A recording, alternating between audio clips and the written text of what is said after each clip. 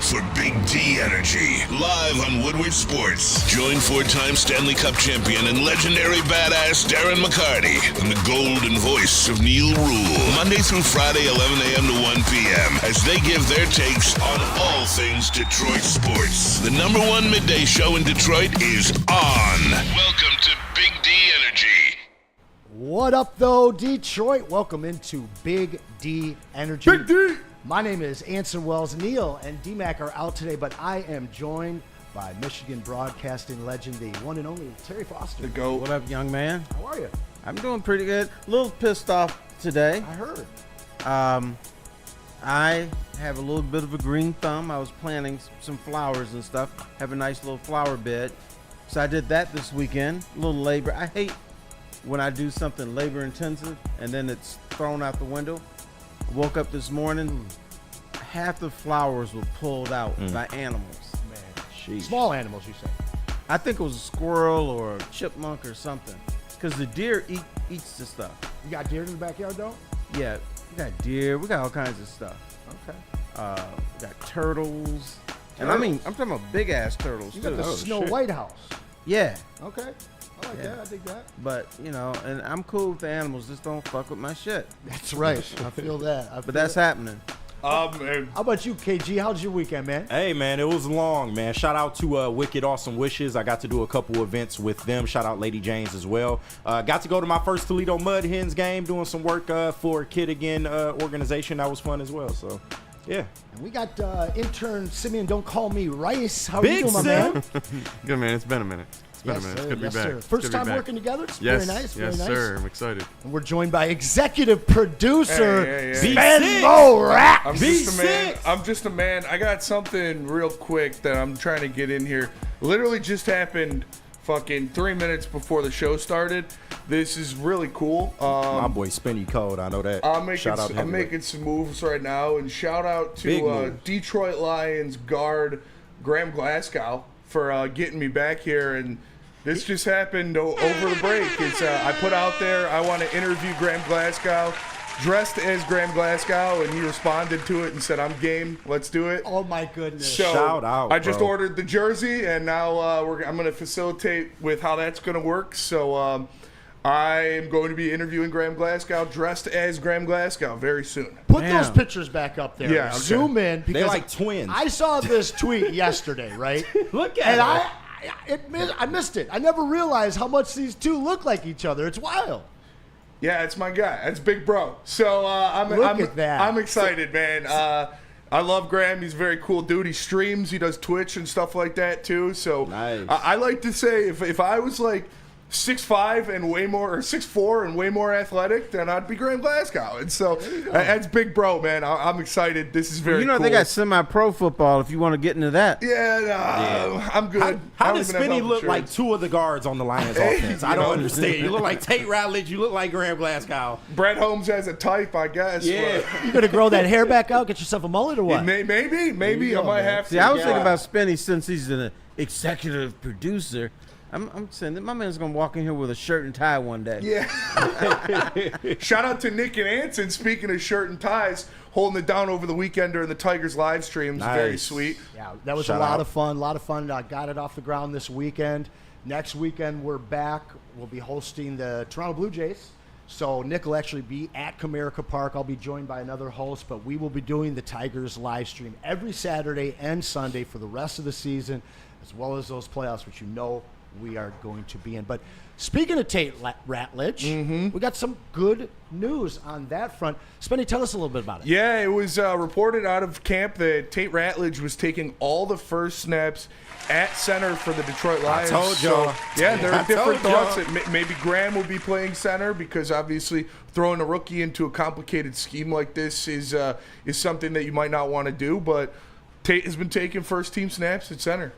It's a chance. That's beautiful. There is a chance. And he's got his deal signed now, so Deal is signed. it's He's in locked place. up. Yeah. And that's what pretty much every Lion fan outside, leaving the draft, as we got closer and closer to training camp, the fact that this guy hadn't signed on the dotted line was scaring a lot of Lions fans. It was a little nerve-wracking because obviously you expected him to be a starter on this team, and he's going to be a starter on this team from day one. So you wanted to see him get it done. You only missed a day at camp, so Yeah. nothing. Actually, it's not nerve-wracking. All these deals are signed right when you need them, right at the last second. Yeah. So They I was wasn't gonna get it worried worked about out. that. But, you know, you hear a lot of great stuff about him. So if he can learn the leadership part, I think the physical part of being a center, he's going to be fine. But it's that mental part.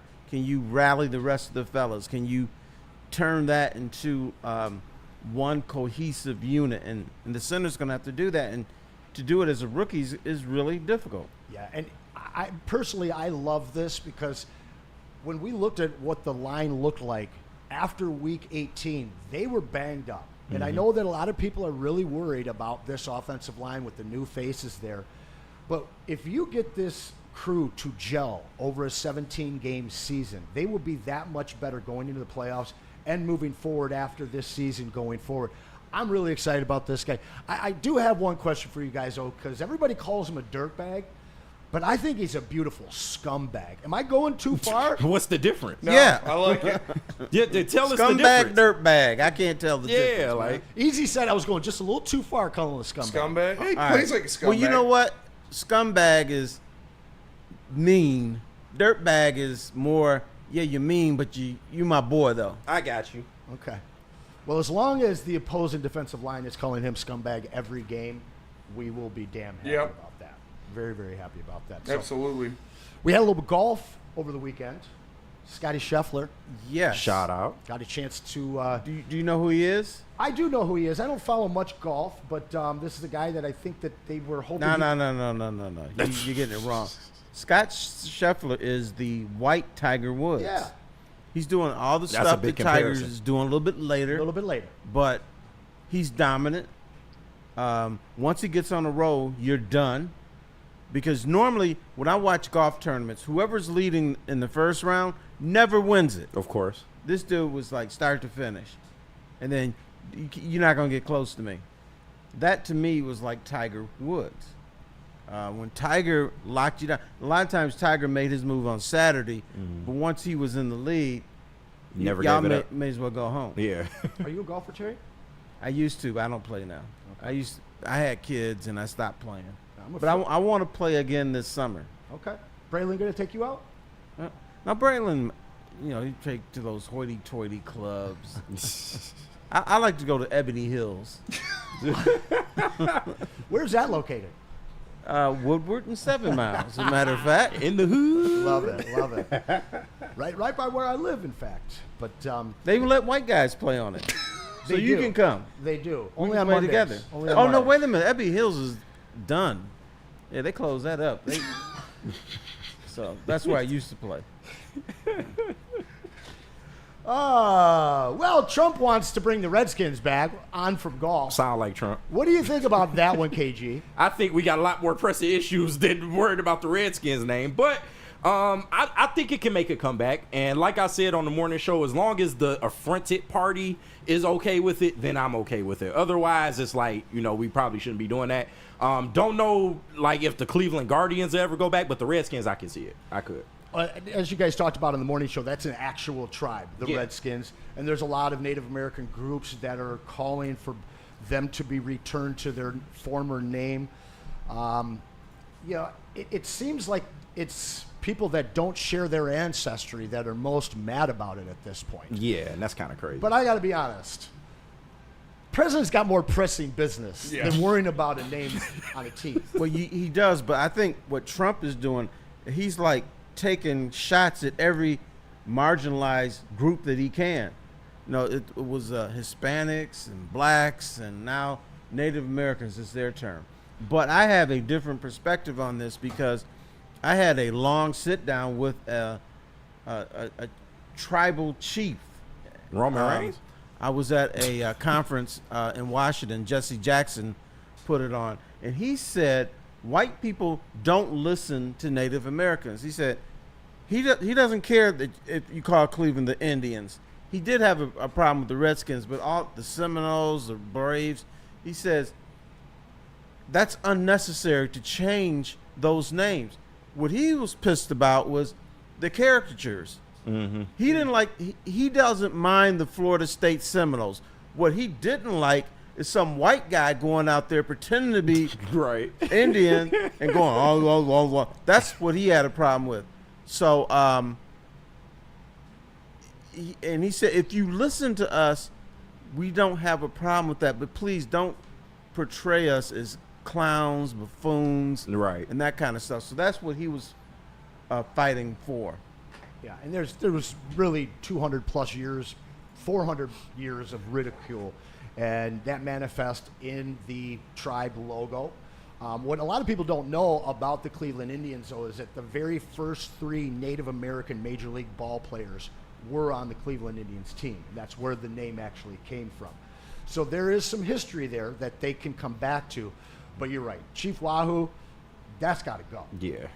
And it has gone. Yeah, absolutely. So I think that they would have been fine. If you kept the C and said Indians, there would be no problem. Could they change their name to the Cleveland Tribe?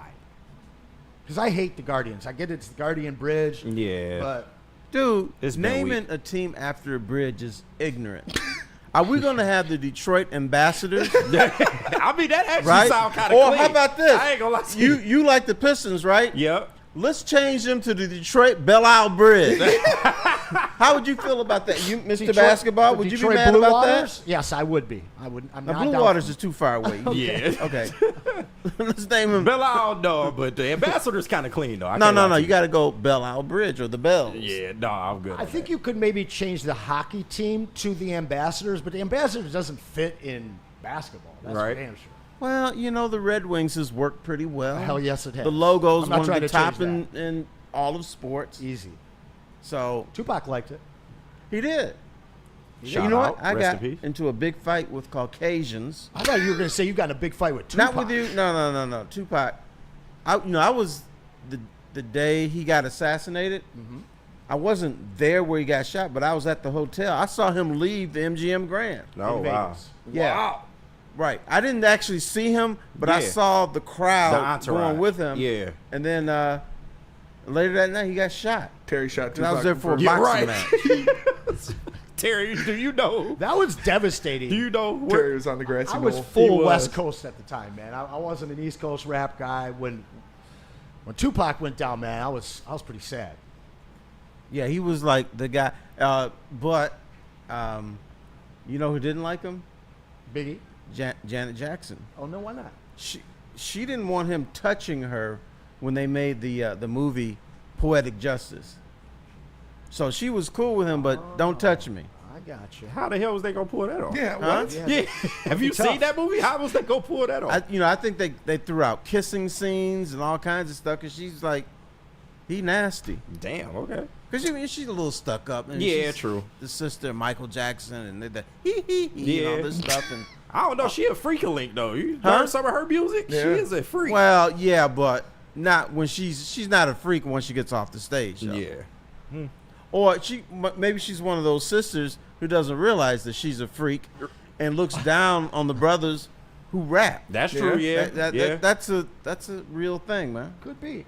We got some conspiracies coming out of the chat here. Steve DeYoung thinks that Jada Pinkett Smith got Tupac killed. Hey. Where are you on that one, I'm KG? not- I'm gonna stay away from that one. I don't think. No, it was no, no. As much as we hate Jada, I don't think it's No, her if fault. Jada gets anybody killed, it's going to be Will Smith. No, that's yeah. a fact. No, Will might get her killed. This guy Will Smith's Double losing his suicide mind. there. Murder suicide. Well, yeah, we appreciate the chat. But you guys don't get a whole lot with me from the 11 to 1.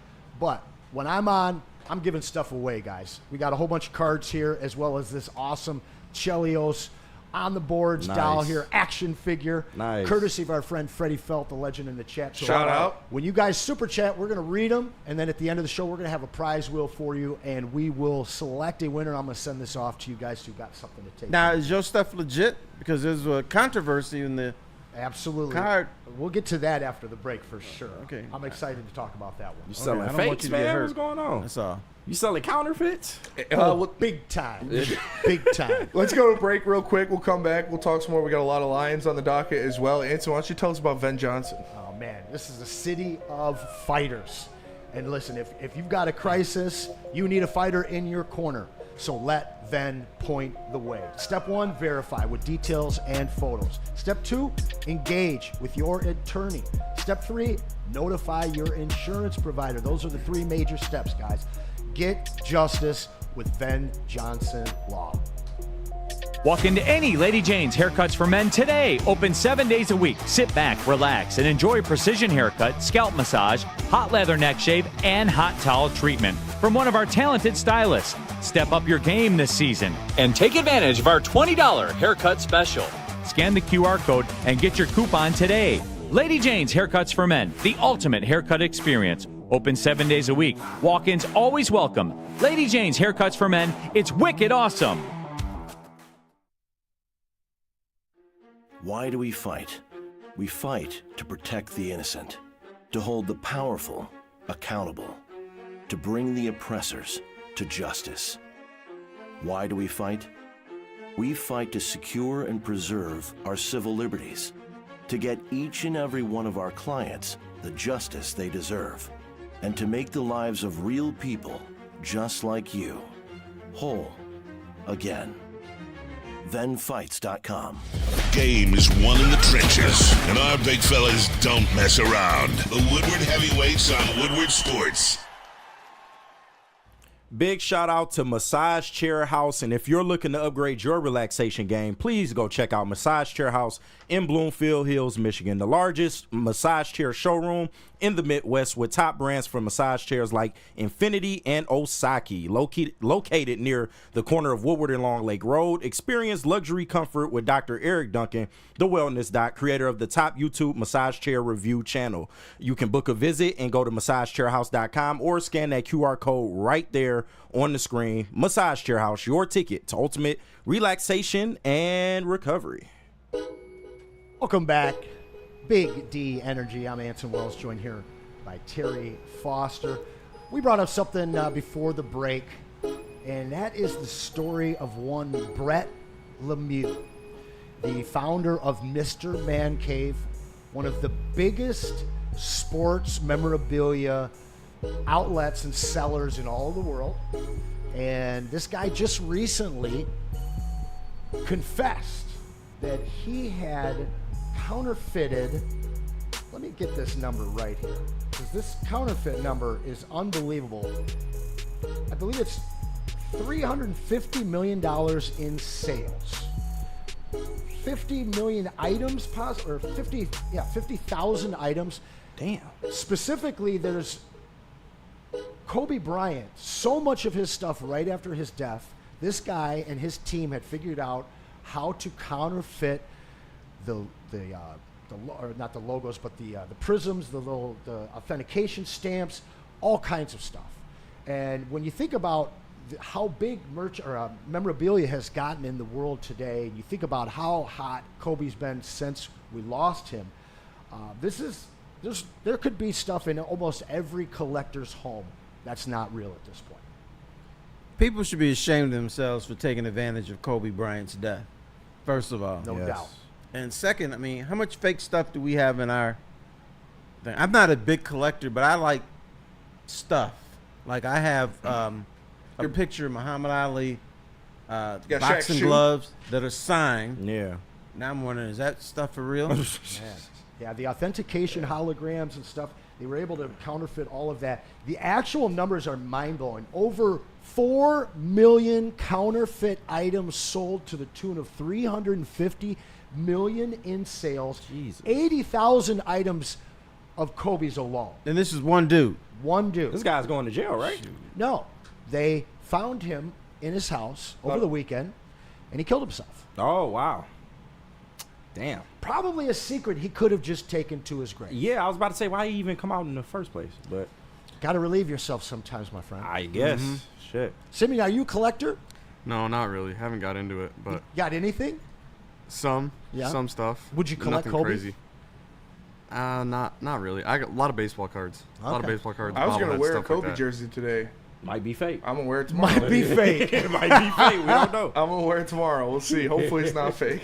Interesting. That's Yeah, tough. but they got dudes. Their jobs are to duplicate signatures, and they're spot on. Yeah. So you wouldn't know. Yeah, I got a Jordan auto that I got really, really cheap that I sent off for authentication.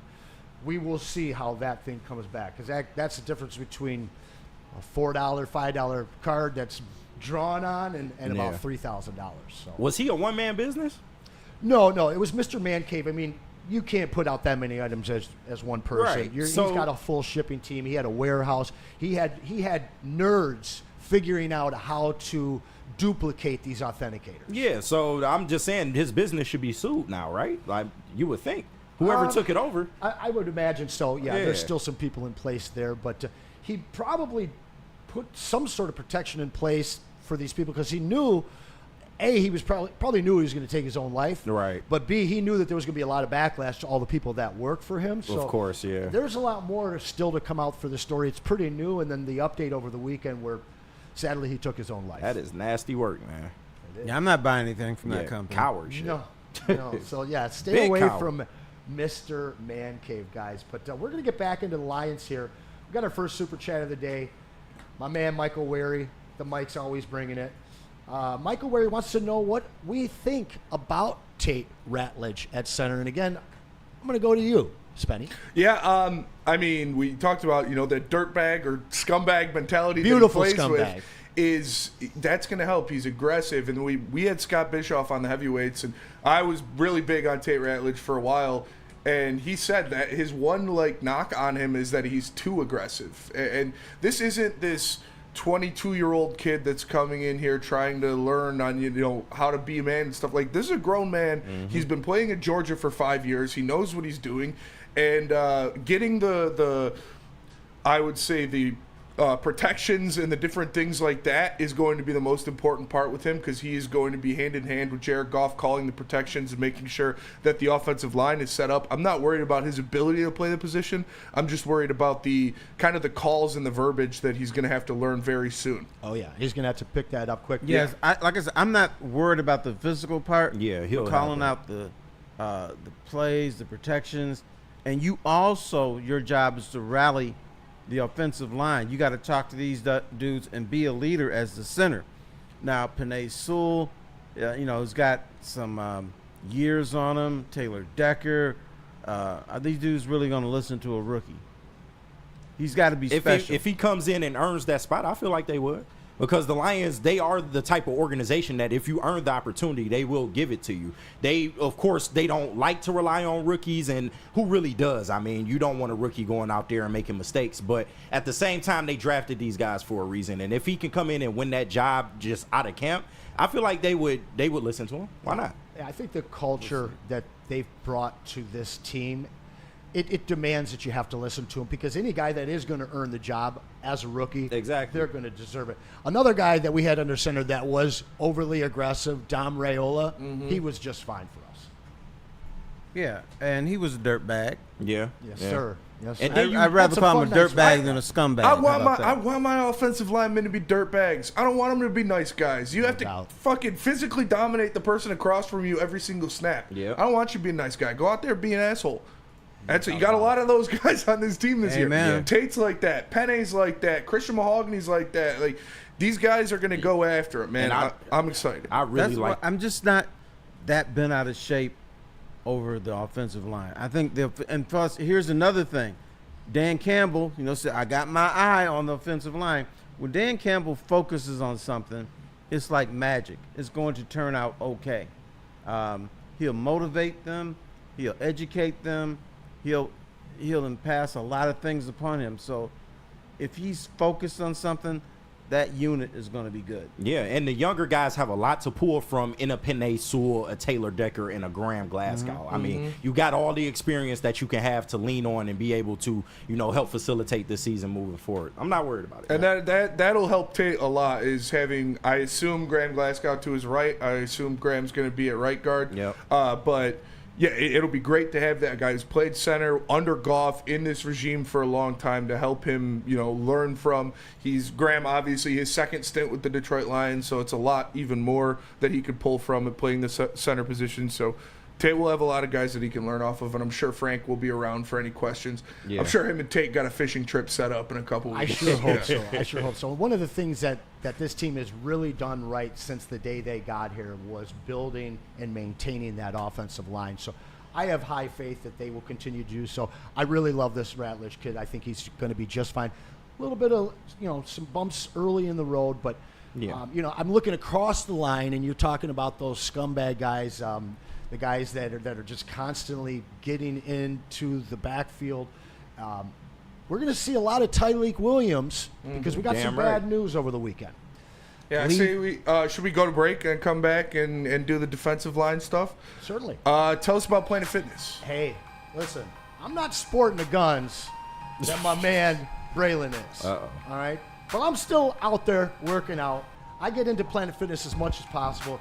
You got to get your fitness on this summer at Planet Fitness. The high school summer pass program allows teenagers 14 to 19 to work out free all summer long. That's amazing to me. This allows teens to prioritize their health, physical health, while school activities like sport and gym class are in recess. Since launching the program, Planet Fitness has invested more than $300 million in Wave membership dues to promote your health and wellness. They're all over the state of Michigan. Go and check out your local Planet Fitness.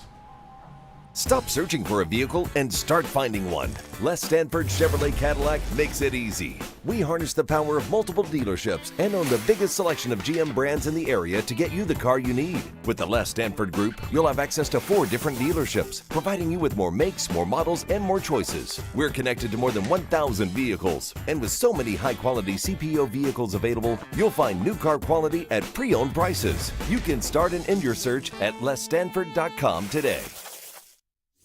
Big injuries, big news. Twice a week, Dr. Jeff Pierce from Michigan Sports and Spine joins Woodward Sports Network for the Injury Insider Report. Big D Energy Tuesdays at noon, and Ermanni and Edwards with Maz Thursdays at 3:30. Get expert analysis and in-depth breakdowns on the latest sports injuries from the man trusted by top athletes in the community, like D-Mac.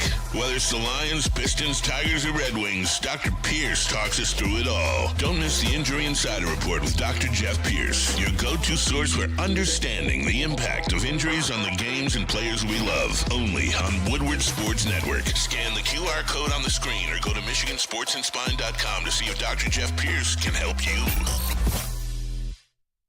Attention sports fans, don't miss out on expert sports injury insights with Dr. Jeff S. Pierce of Michigan Sports and Spine. Join him every Tuesday on Big D Energy and Thursdays on the Braylon Edwards Show with Shep. Make sure you tap in, give him a call, 248-426-9944, or visit him at MichiganSportsandSpine.com. His visits presented by Michigan Sports and Spine and Amon-Ra of Southfield.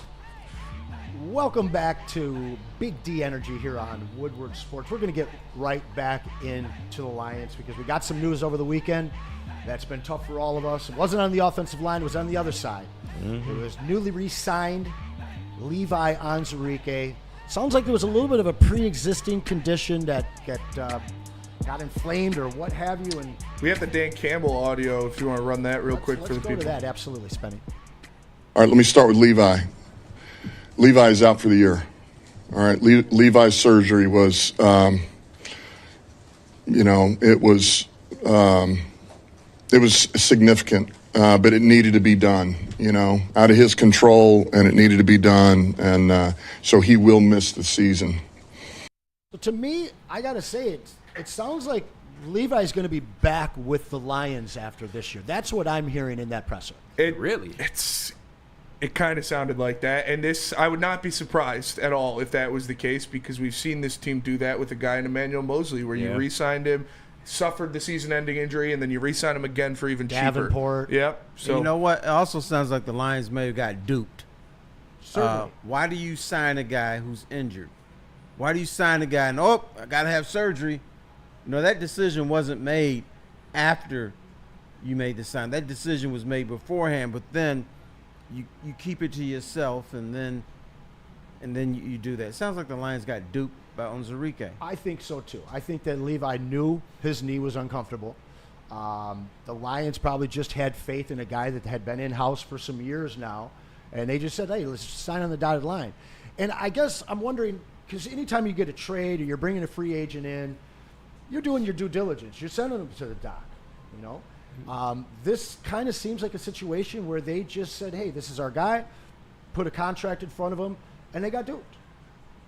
Right. And, you know, I didn't count on this dude anyway. He's always injured. And the thing that angers me is the fact that Zadarius Smith is not with the Lions. That could change. This is a guy, you know, I grew up where people didn't want to play here. Yeah. They're like, Lions stink. They had celebrations when dudes were leaving. Zadarius Smith is saying, I want to be there. I'll play hard for you. I will go through the wall for you. And by the way, I won't be an asshole and ignore the young fellas. I'll teach them too. You don't get that all the time. And then you can't sign them. And from my understanding, it's going to take at max $10 million to secure this guy. Yeah. So what are you waiting for? What's happening? And Terry, I feel you, and that has been the sentiment all weekend about the Levi news and stuff like that. But we do realize that although he can play inside, he's not a defensive tackle, and that's kind of where you are missing, you know, Levi Onwuzurike is at the defensive tackle spot. I don't think yes, it's a blow. Don't get me wrong. He had a really good year last year, finally. Yep. But this is somebody that has struggled with injury during his Lions tenure, and we haven't seen, I would say, the best of Levi Onwuzurike. But going forward, I mean, you do have guys in the building, Tyleek, Roy Lopez. I think we're going to get real familiar with him going forward. You know, all that talk about who is this guy last year. We're going to find out who he is. But I think at that spot, you're also going to get a lean back. I think people do forget that. I know it's going to be a while, but you are going to get him back at some point. Still got DJ Reader. This is very much still a strong unit on the defensive tackle front. All right, but brother, here's where I'm coming from. I assume he's going to be injured. It's like blueberry pie. If you open it up, there's going to be blueberries in there. Yeah. And with Onwuzurike, he's not going to be dependable. I understand that. That's where I'm coming from. But does Zadarius just completely fix that? I don't know. I would love to have him back. I'm not saying I don't. I'm just saying, does Zadarius solve that problem? I don't think. I think with Z back, it allows you to kick Davenport inside, which he's capable of doing. True. My big concern is you lose Levi, who's a system guy and showed a lot of life last year. You're not going to get Aleem until Thanksgiving. Yeah. And that's not 100% Aleem. You know, it's going to take him a few weeks to get into game shape. And then you got Hutch, who's coming back from a broken leg. That's the big one, though. You are getting Hutch back. So I feel like that kind of supersedes how a lot of healthy things. is everyone going to be throughout the season? Yeah. Having so many guys that we're heavily depending on that are coming off of significant injuries is very scary. I think you have to go out and get Z immediately. And if not, because you got too many guys on the end, it's just for depth, for rotation, kicking guys around and coming up with different formats for your front four. So I'm a little worried. I'm more worried about the defensive line than I am the offensive line, which is contrary to what a lot of people in Detroit have been feeling for the last month. And I agree with you guys 100% with Zadarius. I think that brings a lot of stability because you look at what Levi Onwuzurike is, and they like him more as an edge. They wanted to use him as an edge last year, but obviously the injury started early last year too, and you couldn't do that. So you have guys that fit that mold on this team already with a Josh Pascal and an Ahmed Hassani, and guys that can play inside and play outside, kind of be that rusher from the inside, but also shoot outside if you want. So having a guy like Zadarius Smith to solidify the edge spot so those tweeners can move more to the inside, as well as a guy like Pat O'Connor, who's going to have a much bigger role now in this defensive line. Has to. I think you got to get it done. I think you had to get it done before this, but now it's just you definitely have to get it done. You have to. Good thing he's. And I think Tyleek Williams is going to be a monster too. Yeah, I think so and that's too. where we got to go next. You know, you mentioned one rookie, and Ahmed Hassani, who I am absolutely thrilled over. I think this kid's going to be a huge surprise and make everybody forget about not taking an edge rusher in the first few rounds. But this kid, Tyleek Williams, out of OSU, is a dog. Yes, sir. This guy is steady living in the backfield. And when you look at his production versus like the Shamar Stewarts, the guys that had like 4.5 sacks their entire career, this guy, even though you look at the Sawyers and the other edge guys that they had at OSU that put up the stats, this guy's a disruptor. He's a constant motor. And he played against big schools, against big programs, and the guy produced every year he was in school. I think a lot of people thought that this was a little bit of a reach for the Lions, but at this point, if you're not expecting them to reach for the guys they identify that almost all end up being good players, and you're watching the wrong team right now. Yeah. Because these guys saw something in Tyleik.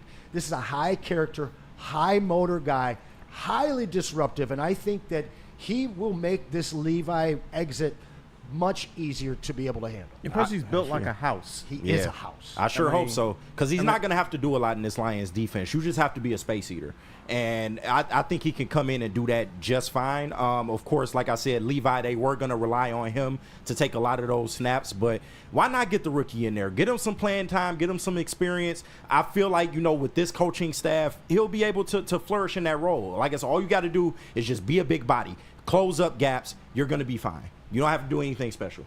Yeah, I'm really, really excited about this kid. I've got my draft insider, and he had brought him up a few different times, saying don't be surprised if the Lions reach for this guy, because a lot of people had an early second-round grade on Tyleik. Well, was he really? Yeah, was he really a reach? Some of us had the Lions taking him right where they did. That man right there. That man right I wonder there. who that was. That's where I was going next, man. I'm getting you sick of nailed that it. verbiage, though. Like, was he really that much of a reach? Like, I've heard the flagship say, oh, it was a reach, but, oh, it's a good thing we got him now. Like, Was I don't Jahmyr think it was Gibbs that a much of reach? No. I was reading yes, some but stuff that's about Tyleik Williams being the number 5 defensive tackle in the nation. He had first And round talent. but I read it. That was the 2024 draft. So they're talking a year ago. They were Yeah. talking about this. So obviously, he's where he belongs. High production, high character. Lions know what they're doing when it comes to culture, and they know what they're doing when it comes to talent. And they mix those two together as fine as the top 5 teams in the league. So I'm really, really excited about Tyleik. And the fact that we lose Levi just means that we're going to see even more of him. Yeah. And you're going to have to, especially with Aleem McNeil obviously out as well. He's probably not coming back till December, late November at best. So the kid's going to need to step up. I believe he will. All accounts were he looked really good at camp. I know it's camp, so whatever. But still. Doc Macaroon, he's down there every year. He knows what he's looking for. He knows not to overreact to different things in camp because he's been doing it for so long. He said that Tyleik was a guy that stood out to him. So But you know something? The fact that he looks good in this camp means something. He's going up against other people who can play. I remember back in the day, they would say, oh, so-and-so is looking good in camp. I said, yeah, but he's going up against scrubs. Right. This is one of the best offensive Yeah, lines I don't in football. hear. I'm not listening to you. Yeah, I feel you. Forged through fire. I'm interested. Yeah. With the recent news, I shouldn't ask you this because I already know your answer. KG, do you think the Lions window is closing? Not at all. We are a long ways away from the Lions window closing. However, every year that you don't do it, the noose gets tighter. So I would really like to see them cash in one sooner rather than later. Terry, you've been watching this team longer than any of us. Where are you at with the window? I'm tired of hearing that the window is closing because I heard it from friends, brother-in-law, a bunch of people. Yeah. Now, I will say the window is closing if these things happen. One, Brad Holmes forgets how to draft. Yeah. Then the window is closed. If Dan Campbell forgets how to motivate people, then the window is closed.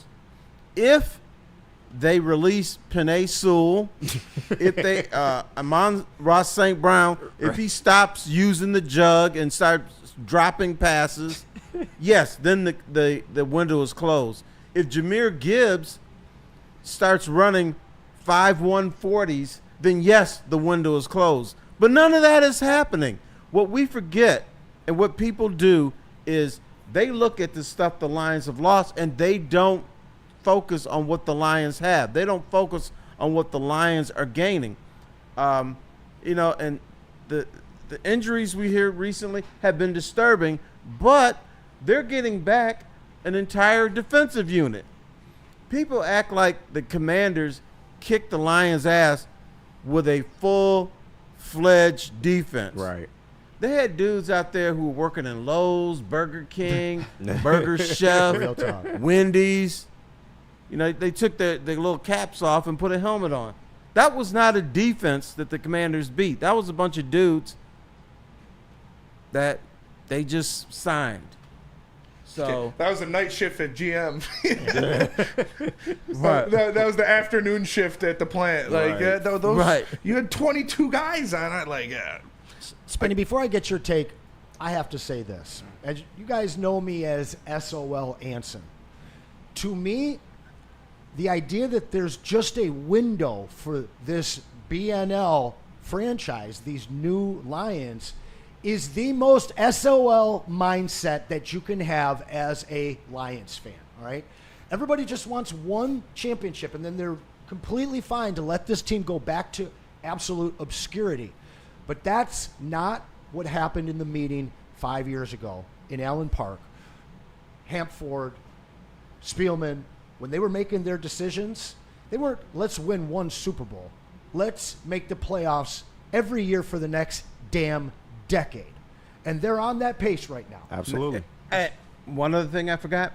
The guys I was talking about, these guys are puppies. Exactly. They're 24 That's and 25 years old. That's it Now, right if we're there. talking about St. Brown being 31, Hutch being 30 or 34 or something like that, then yeah, I could say, that window is closing. But the other thing, let's go back to Hutch when I was covering the NFL and I would talk to doctors and stuff, they would say this: yes, it looks really gross when somebody breaks their leg, but you're better off breaking a leg than having ligament damage or an Achilles and all this stuff that you guys just don't pay attention to. He's going to be fine. And it looks like he looks pretty good to me. Hutch is going to be more than fine. Not even worried about it. So the window is not closed. Window's not closed, is it, Spenny? no. Fuck no. What are we talking It's about? just getting The started. window to be isn't even real. fully opened yet. Right. You Right. gotta make the Super Bowl before your Super Bowl window is actually open. So yeah, this is the best shot that they're gonna have. No, the window's not closed. Like Terry said, you got a guy that's consistently drafting all pros. The window's not closing anytime soon. No doubt about it. Only two teams in the league are drafting as well as the Lions, and it's the Lions and the Rams. And the Eagles. Yeah, damn it. Eagles. Howie I hate Roseman's talking about that. Howie Roseman's a wizard. I do hate talking about them. What else we got to talk about here in the break, though? I'll tell you about Les Stanford, and then we'll come back. Let me tell you about Les Stanford. Les Stanford Chevrolet Cadillac Buick GMC. They got deals for everybody. Scan the QR code on the screen to see their massive inventory, or check out my guy Goron. He will help you get into any car you want. It's Les Stanford Chevrolet Cadillac Buick GMC. How do people feel about getting a Planet Fitness membership for $15 a month? How do they like working out in a clean and spacious gym that's filled with equipment for every workout? And how about free fitness training in the judgment-free zone that leaves them feeling energized all day long? Join Planet Fitness today with the free PF app, online or in club, and start getting that big fitness energy for $15 a month. It's part beauty, part beast. It's for those who dare to be different, for those who want to stand out, and for those who are built for more. The all-new Ineos Grenadier combines strength and style for an unmatched driving experience. Sold exclusively at Feldman Ineos of Waterford. Hey, if I told you that you could place any bet up to $1,000, and if you lost, you could get that money back, well, you'd think I'm crazy, right? You lying. But listen, we're going to give that to you. You scan that QR code right above my head, enter Woodward 1000 in your first bet. If it doesn't hit, you're getting the deposit back up to that amount that you bet, all the way up to $1,000. That's right. Just for giving it a shot, you're going to get $1,000 back if you can't cash it out. Minimum bet, just $20. You can get that back as well. Download the Caesar Sports app today, the official sportsbook of Woodward Sports. Once again, use that code Woodward1000, or just scan that QR code right above my head. All right, guys, I'm going to touch on the super chat real quick here. Welcome back, though, to BDE. Terry Foster. My name is Anson Wells. Earlier, we talked just a little bit about the authentication and counterfeiting of a lot of sports items. Burn in the super chat. Thompson Panini are rubbing their hands. They're excited. Make sure to open fresh packs, valued customers. Don't trust those resellers. Might not be the worst advice right now, considering that news. But we're talking Lions, talking about Tate Ratledge getting all the first team reps at center, talking Tyleik Williams and his impact that he's going to need to make on this team and the defensive line, having lost Levi over the weekend. I know a lot of people in the chat want to talk a little bit more Ratledge. Our resident Lions expert over here, Spenny, tell us a little more about this beautiful scumbag and the impact you think he can have week 1 in Green Bay, his first time as a rookie under center. Yeah, we talk about how complex the Lions' run game is and a lot of different things they like to do under Hank Fraley and how he designs it. And that is a lot of pulls, it's a lot of crosses, it's a lot of different things to get their big, athletic offensive lineman into space, in front of a running back, in front of a tight end, in front of whoever, and lead block for them. And this guy, Tate Ratledge, fits that mold perfectly. He was the most athletic offensive lineman in this draft class. He had a 9.99 athletic score, that RAS score that Brad Holmes looks at as his gospel because he loves these guys that can get out in front in space and make things happen. So we're going to see him out on the edge a lot, pulling from that center spot, going out, trying to get in front of a David Montgomery or a Jahmyr Gibbs or whoever, and he has the frame, the athleticism, and the size to do that. You're going to see big number 69 running in front of these running backs a lot. So Cody Ingle, he doesn't think he's going to be under center starting week 1. We'll see. There's a chance. I mean, he's taking all first-team center snaps. I don't know if the other offensive linemen have reported yet to camp. Obviously, it's just the start, and we know Taylor Decker is not going to be at camp until probably the last week because you get these guys rest. I assume Graham is the same way. He's not going to be fully participating in camp, I'm sure, until it gets closer to the actual regular season. And I didn't expect Tate to start at center because it is such a complex scheme, but they're giving him all the first team snaps, so they want him there. He's the center for the future. And besides that, you got to read the tea leaves. When the Lions talk up somebody in training camp, that means they have high hopes and high expectations from them. So it would make sense that they would try him at center from week 1. I didn't think that was going to happen. I thought maybe by week 5 or 6 he would be the center. But it looks like they're going to just say, let's go with the young fella and trust in him. You got an issue with that? No. I'm just saying the way it rolls. Yeah. You could always switch it back if it doesn't go right. I mean, Graham is suited for that role. I just think at this stage of his career, it would be easier for him to just play right guard instead of center and have your young guy, learn the ropes. Yeah. But it's yet to be seen. Because you got to think, Frank didn't start at center his first year. No. Frank started at guard his first year for the Lions. And I think that with this scheme, with how much faster the NFL is and how these defenses change things on the fly, I would be more comfortable with Graham starting at center than Tate, just because he's been there, he's done that, and he knows the protections. So if Tate ends up starting week 1 under center, do you see him being a center for the rest of his Lions career? Yes, and I think he's going to be. I think he's the center for the future. I look at it as, like I said, they're just more comfortable, I would think, with Graham in there this year. Okay. Well, he must be showing him something spectacular. Yeah. Because Ragnow, Glasgow has experience. He's done it. Yeah. And you expect him to do a good job if he's in there. But, Tate must be showing him something. Yeah. I look at his college tape, and he showed me something. That's for sure. Yeah, dog. He did it in the best conference in college too. So, Yep, no doubt. What's the name of the second or the third round guy that we got from LSU? Miles Frazier. Miles Frazier. Fifth round. Fifth round. Oh wow, that late? Yeah. He's a dog. He is. I thought he was going to be the center of the future for a second. Yeah, he's a big dude. He is big. He's a monster. He was arguably the best pass-blocking interior offensive lineman in the draft. He went over 2,000 snaps at LSU without allowing a sack.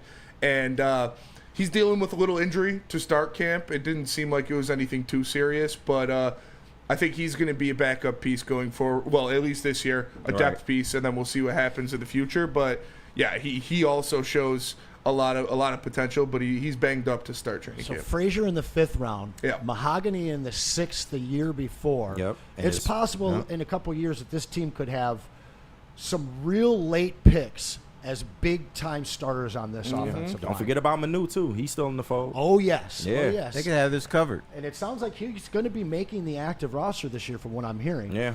I know that Tate won't be snapping the ball to Hendon Hooker during practices, and heard some stuff over the weekend that he's taking third-team reps right now. Might be over. Might be over. He gone. I invested a little bit of money into his cards. I'm not Can gonna lie. we end the what if something happens to Jared Goff? Can Hendon Hooker come in and lead this team? Can we end that talk? I guess, especially if he don't win it this preseason, like the backup job, then I would say it's pretty much a wasted pick. He's going to have to fight for the backup job. Now, yeah, fellas, when the Lions were in a tough situation in the playoffs, they didn't put Hendon Hooker into No. They went to Teddy Two Gloves. Well, let me ask you, though, because I'm wondering whether that was more of an indictment of his skill or complete lack of experience where they just preferred to have a Teddy Bridgewater in. Maybe both. It could have been a little bit of both. Yeah, I think it's skill.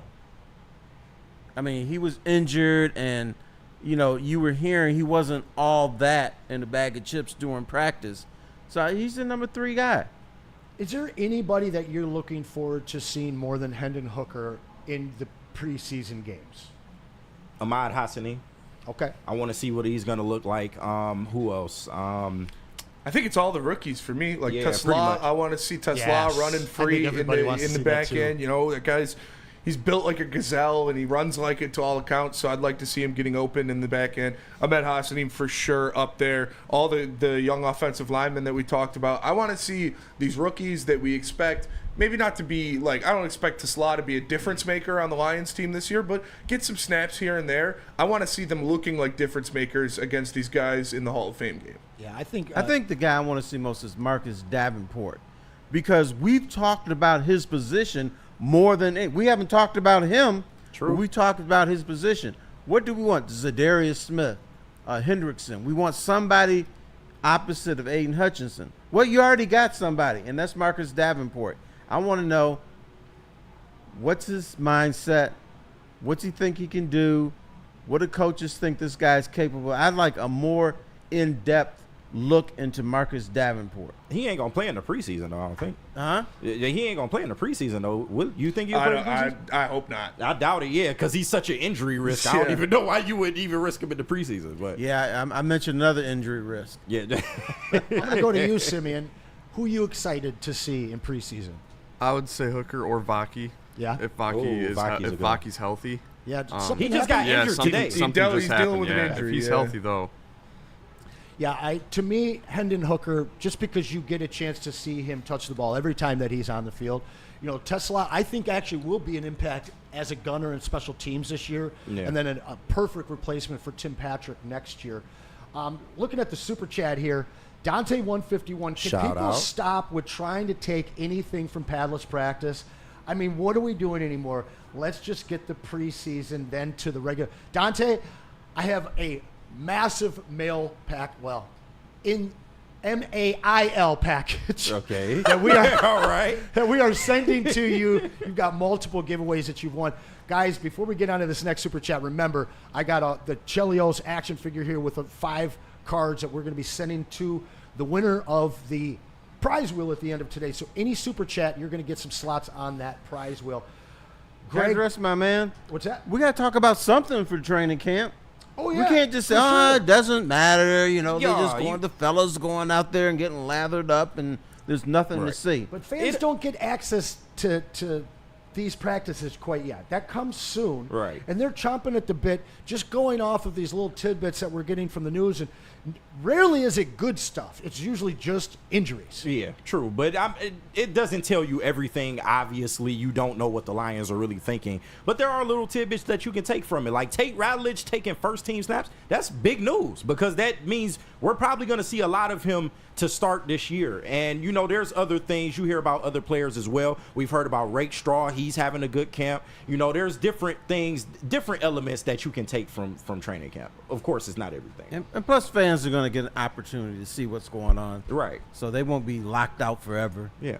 Last time I checked, they got the stands up there for a reason. That means people are going to go there, and people are going to see different things, and they're going to have their own assessments. So you're going to get a good idea of what individuals can do. And to me, training camp is not how good the team is. Training camp is looking at individuals and see, does he fit here? Does he fit there? Blah, blah, blah. And then later on, you mesh the team together. Because I will go back to the 0-16 season. Please they don't. finished 4-0 right in the preseason. And the last game was in Buffalo. I went to Levy, defensive tackle. DeAndre Levy. DeAndre Levy. Last question when I was getting ready to leave is I asked him if people looked at the Lions tape, because we still had tape back then. Yeah. What would they see? And he said they would see it leaping off the tape. They would say, "Oh, I don't want to deal with this team." Really? Yeah, that was the last words. I'm like, all right, because we were in Buffalo, finished 0-16. It's nuts, man. And You they can't look make good this in shit the up. preseason. You can't make this shit up. Right. Delusion. That's why. Are you going to go to that Hall of Fame game at the end of the month? I was thinking about gathering up some of the fellas and driving down there. Let's do it. I love that idea. T-Foss for real. Let's do it. I love that idea. Yeah, just go down there and. Maybe we get some people in the chat. I ain't never been to join that us down there, stadium. I too. want to go. How much are beers for the Hall of Fame game? That's what I'm concerned about. I don't know. We can bring our own. $50. Right. We can Well, BYOB. you can't bring them to the stadium. Yeah, true, They but got we can those sneaky pregame. bladders that you can hide. Yeah, I was Yeah. gonna say I'll tape a bag of wine to my stomach. There you We'll- go. we'll- Slap the figure it bag, out. baby. We'll Slap figure the it out. bag. You goddammit. guys are scumbags. I like to do things above the law. Beautiful scumbags. Beautiful scumbags. Well, we're about to head to the break real quick. Greg, 2025 in the Super Chat. Woodward Sports steps it up when it counts, just like Detroit teams. Shout out. We sure do. Appreciate you all in the chat. Make sure you keep those super chats flowing. But first, let me tell you about Black Rock. Black Rock's 8 weeks of giveaways rolls on with week 2. Congrats to our Tigers ticket winner, Chris Raddick from Canton. Shout out to Chris Raddick. And now you can win filet for a year. Oh, shit. Filet for a year from Black Rock. That's one free 8-ounce filet entree every month. Entered by scanning the QR code on the screen. Every entry also gets you a shot at the grand prize. 4 tickets to the home football opener on September 14th. Entry closes July 27th. Ready, set, sizzle. It's Black Rock Bar and Grill.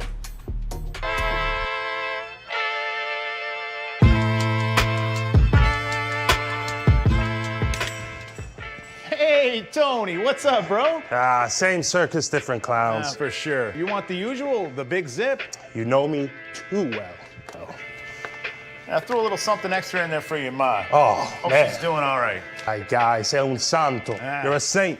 All right, buddy, we'll see you next time, okay? Grazie.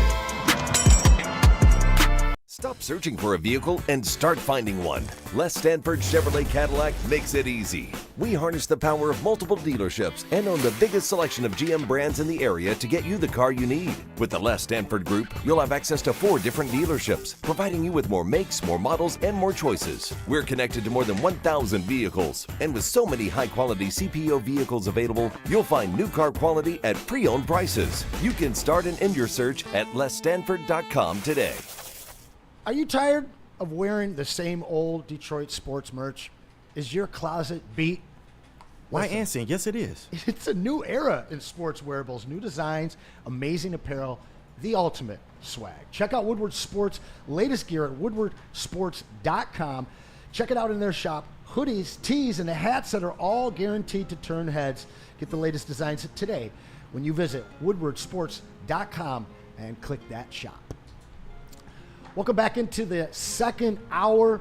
BDE Energy, Big D Energy here at Woodward Sports. My name is Ansel Wells, joined by the legend Terry Foster, KG, intern Simeon, and our guy Spen Mo Rex. We've been talking Lions. We mentioned Zadarius Smith, and this is a guy that's been hanging out in Detroit all summer. Cash Dow, appreciate you. Yep. This is a guy that's, even kind of gone out of his way to say, hey, I want to be back. I want to be back here. He's not the only guy in Detroit that wants to be, or that was in Detroit that wants to come back. Another one is Eugenio Suarez. a big bat that I think that the Tigers could certainly use. Listen, both of these guys I think are desperately needed by each team that hopefully is pursuing them. I think that the Zadarius Smith deal will work. I think that he will be here. In terms of Eugenio, I've got some reservations. It doesn't seem like the Tigers might be ready to pony up for him. I'm seeing some teams that you normally see as buyers at the trade deadline associated with him right now. But that's a bat I'd love to have in this lineup, Terry. And wants to be here. One of the problems with attracting free agents to Detroit is they don't want to come here. This dude does. He's begging at media day. Yeah, well, I can come to Detroit and we can do this kind of. So that, to me, is blasphemy on the Detroit Tigers. See, I don't think the Tigers are willing to pay to become a top 10 payroll. Yeah, I don't either. And you know what? Chris Ilitch pulled the wool over everybody's friggin' eyes. You know how he did that? By offering Alex Bregman. Now, people say, oh, gee, you say Chris Ilitch doesn't want to spend. That doesn't prove anything. If the Tigers had gotten Bregman, they would have been number 14 in total payroll. Wow. Which is great. And so, essentially, he's replacing Miggy's contract. And so we fell for the fake. Chris Ilitch wants to spend. No, he doesn't. No, he doesn't. He does not want to spend. Now, yeah, he's got to have some payroll, but if you expect the Tigers to do stuff to be a top 5, top 10 payroll, that's not happening. No. You wouldn't even do it as a rental? Just for the season, just to see what happens in the playoffs?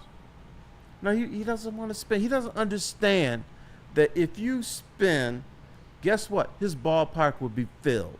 Yeah. And he will make his money tenfold. Easily. Because these people want to support the Tigers. And correct me if I'm wrong, but he rates as the 8th richest owner in the MLB. Is that correct? Yes. And here's the other thing that we've fallen for. Detroit is a small market. Bullshit. That's right. It's not the biggest, but it ain't small. It is not. You got an owner that sells millions of pizzas. They're billionaires. This isn't Ma and Pa Kettle owning the Detroit Tigers. But what they do is they tell you, oh, God, we can't afford this. Yes, you can. True. You can't afford it.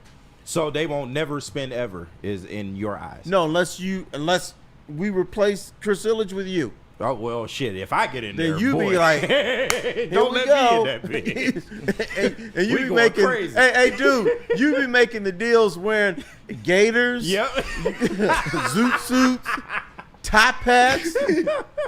Oh, why so? Pulling out your limo. Oh yeah, shoot. How much you want? Yeah, don't worry about it. You might even have like little diamond studs in your braids, Oh, man. You my be God. going all out. Yeah, I'd be the second coming to Dombrowski. You don't want me in there, right? Going back to Z just for a quick second, money's not the issue with that deal. Do you think? No, I think you can get him for between $6 and $10 million. Well, and you got Frank Ragnow's money coming back to you off the retirement. Right. It should be a done deal, right? It should be, but if you're serious about winning a championship this year, you don't think about that. True. And plus Smith is only going to be here 1 or 2 years. Then whatever money you pay him will be off the books. I think you should be looking short term. Yeah, and he can retire after 1 or 2 years. He's got a sugar mama now. Yeah, he's not asking for a 5-year deal. Yeah, cash dollar, man. Yeah, her name is literally Cash. Right. He'll be fine. Do you think that is maybe part of the hang-up? Is it the term of the contract? Because the money, they can figure out the money, but do you think he wants to be here he's not longer for than that 1 much. year? You know what it is? This is Brad Holmes saying, hey, dumbasses, I told you Hutch is our edge rusher. We got Davenport over here. We don't need another one. So I'm not spending for Zadarius Smith because Hutch is back. He was willing to get Zadarius when Hutch was out, but I think he believes all you need is one edge and you're good. Yeah. And then you want to stop the run, so I'm going to get all these interior linemen, but I don't need a second high price edge. Right. If we're going to be mad at anybody, I would have been mad at the Cleveland Browns for the way they structured his contract when they traded for him, because I fully believe that if they didn't have so many void years and shit on that contract, he would still be a Lion today. But because of that, they did have to cut him. They saved some money in the process, like around $6-7 million. But, ultimately, if they don't sign him back, I don't know, man. I just don't know what the hang-up is, because by this point, you would think that they would at least be talking about it, or it would be close to happening. But I was okay with him not being here in June, but now we're in the second half of July. Right. I thought this would be a done deal by now. Let's see what happens after the first preseason game. Camp still has to happen. I'm not supposed to call it an exhibition game, which it is, but let's see what's happening after they play the Chargers. Then things should start to flow. Yeah. Smith should be signed. Taylor Decker will be back. There's a lot of things that are going to happen where the Lions are going to be better. So let's wait. I'll tell you what I'm going to do. What I don't like to tell people to do, I'm going to be patient. Hey. Yeah, it's still a lot of time. It is. There you go. Well, I want to get back to Eugenio Suarez. This guy's hitting .257. He's got 35 home runs as a 34-year-old. 85 RBIs, leads the NL. But the OPS of 928, that and the power, I can't get away from that. Over the weekend we had our Woodward Tigers live stream, our first two. We're going to be doing that every Saturday and Sunday, every weekend for the remainder of the season, including the playoffs. And our first two games, we had to wait quite a bit of time for some runs. We got no hit for 6 innings against Kumar Rocker on Saturday night. And we got an early one, but it was It was the 8th or 9th inning when we finally got the second run. This team, as much as people are talking about getting some relief arms, and I agree, at this point, what I'm seeing right now is the offense absolutely slowing down, and it might become a problem. You got to go out and get Suarez. Right, and look at what Tarek Skubal did last night. He struck out everybody. He was just on a heater. That's one of the best pitching performances I've seen in my life. Dude's in command. You can't hit me, and you had to sweat to the end. Yeah, controlling the whole diamond with his energy and his pitch command. I'm worried that we could see a stretch here where he's looking like Paul Skeens, dominating as a pitcher and getting no run support. It's a lot of what we saw last year. It's amazing that Skeens has the record that he has, that is dominant as he is. But the Tigers will probably break out of this slump pretty soon and start busting out 7 or 8 runs on occasion. Their offense has been better than I expected it to be this year. But in the last week or two, it has not. But the thing about baseball, it's all about ebbs and flows. And the Tigers really have nothing to play for right now. They've already clinched the division. Have they, though? Yes. Okay. They have. Because this time of year last year, I would have heard that they weren't making the playoffs. There was no way. But they had other teams Minnesota totally collapsed. It would take an epic collapse. They 7-game losing streak or 6-game losing streak they went on. They are still the best team in baseball, ladies and gentlemen. Yes, they are. What are we talking about? Right. And people say, the Yankees are better. They've had 2 6-game losing streaks. Yeah. Not even. No. For the most part, in baseball, you're going to have a 4 or 5 or 6-game losing streak. It just happens. The bats are going to cool off. The pitching is going to be bad. It's just so long. You can't sustain winning series. It just doesn't happen. Now, you want it to happen, but it's just not sustainable. Well, there's a series that we're all looking forward to as Tiger fans over the next few days, and that is against Paul Skeens and the lowly Pittsburgh Pirates. This is a great opportunity for the Tigers to get right. We'll definitely talk more about Skubal's performance last night, whether you're concerned with the Tigers right now. I'm not. I didn't see that as a must-win game. I saw that as a stop the bleeding, get right. I kept hearing that yesterday, especially on the flagship. Oh, it's a must win. It's a must win. We're 20 games over 500. Like, what the fuck you mean it's a must win in the middle of the season? And it's not like it was just the Tigers, though. Other teams have struggled out of the All-Star break as well. So I really wasn't worried. Do you want to see them stop the bleed? Absolutely, you did. And they needed that win last night. Don't get me wrong. But must win? You know what, young fella? Must win? It wasn't a must win. It was a must win for me, and I'm talking about the Tiger for the fans to make the I'm fans feel better. freaking out because I don't like to see this. So this is a must win. It's not. It wasn't, but for the individual Tiger fans, it was because they had to see their team win. So particularly with Scooble on the mound. Right. All right, guys, while we head to break, I'm going to pose a question to you in the Super Chat. Are you worried about your Detroit Tigers? And I'm going to do something else for you guys. I know you guys don't see me in this time slot often.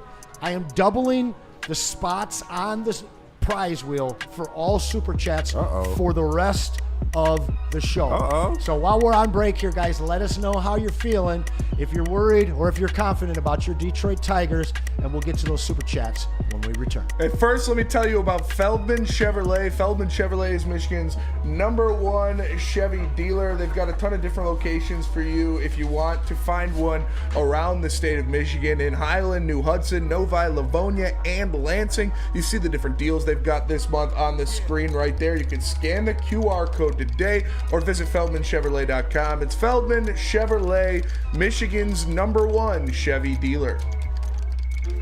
Why do we fight?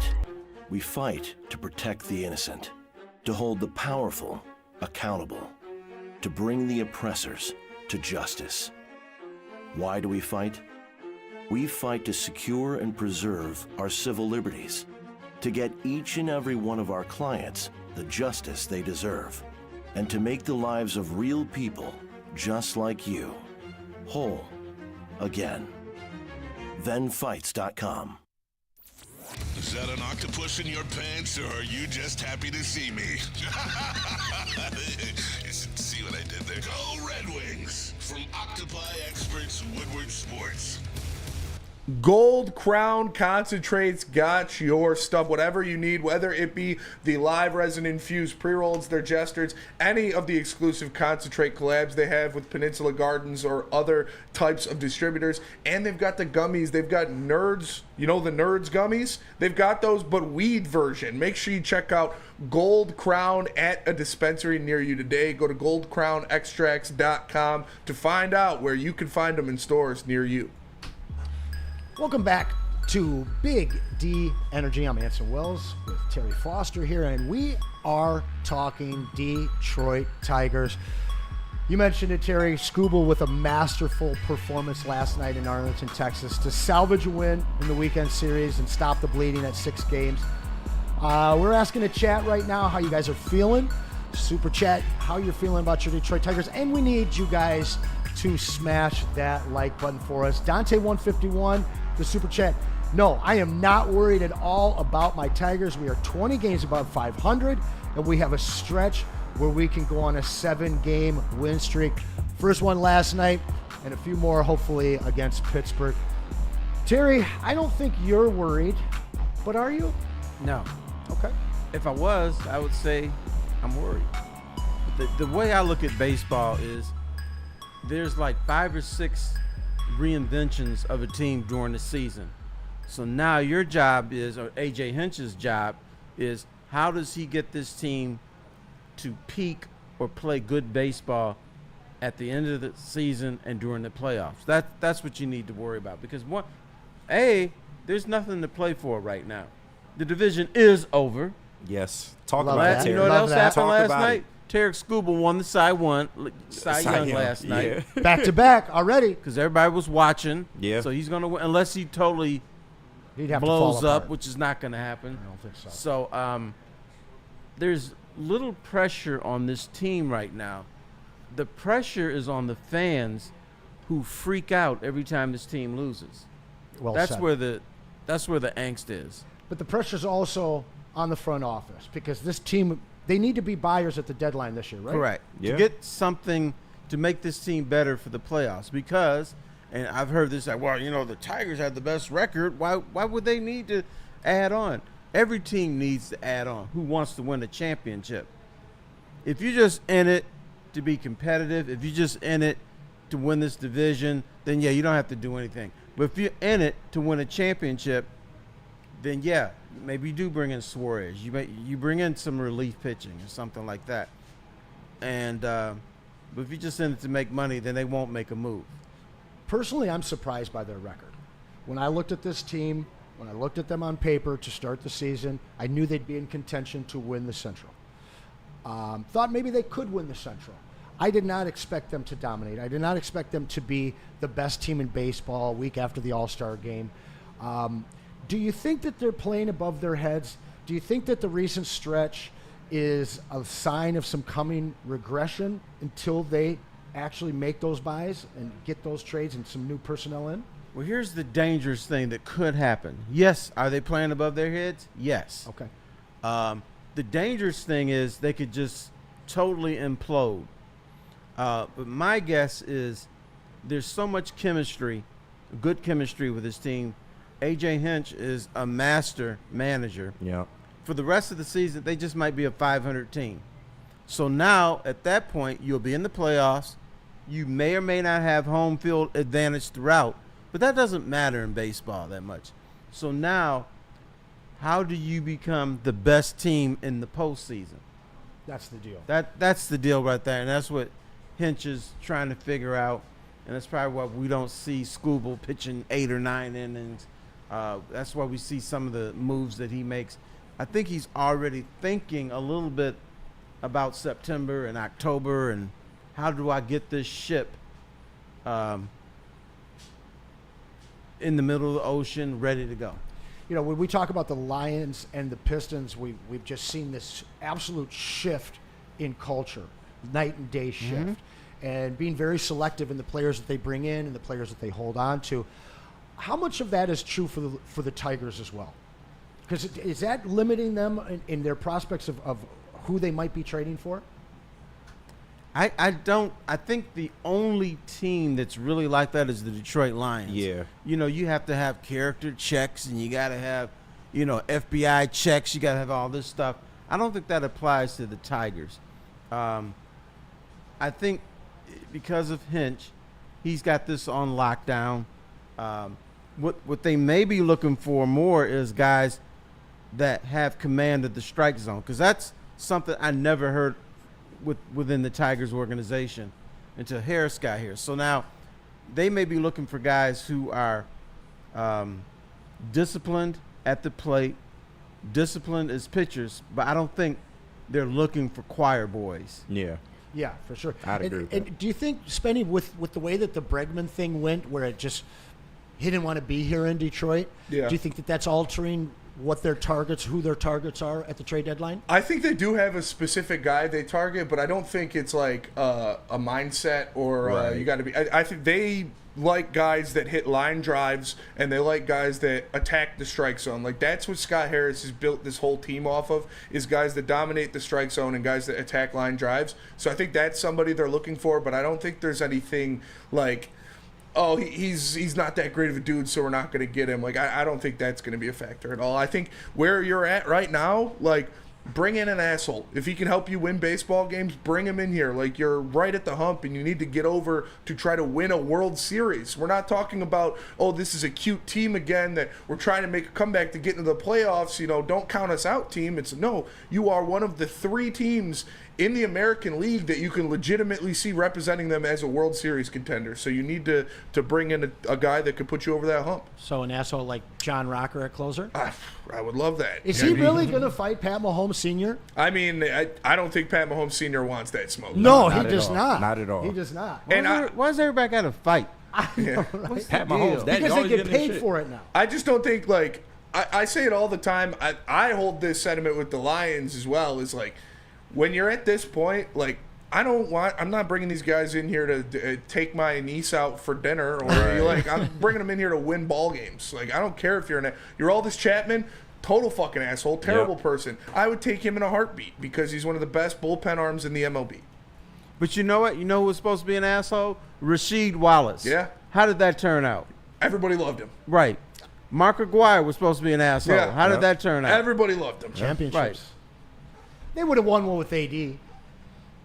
And Maybe. AD should have a ring. We'll never know.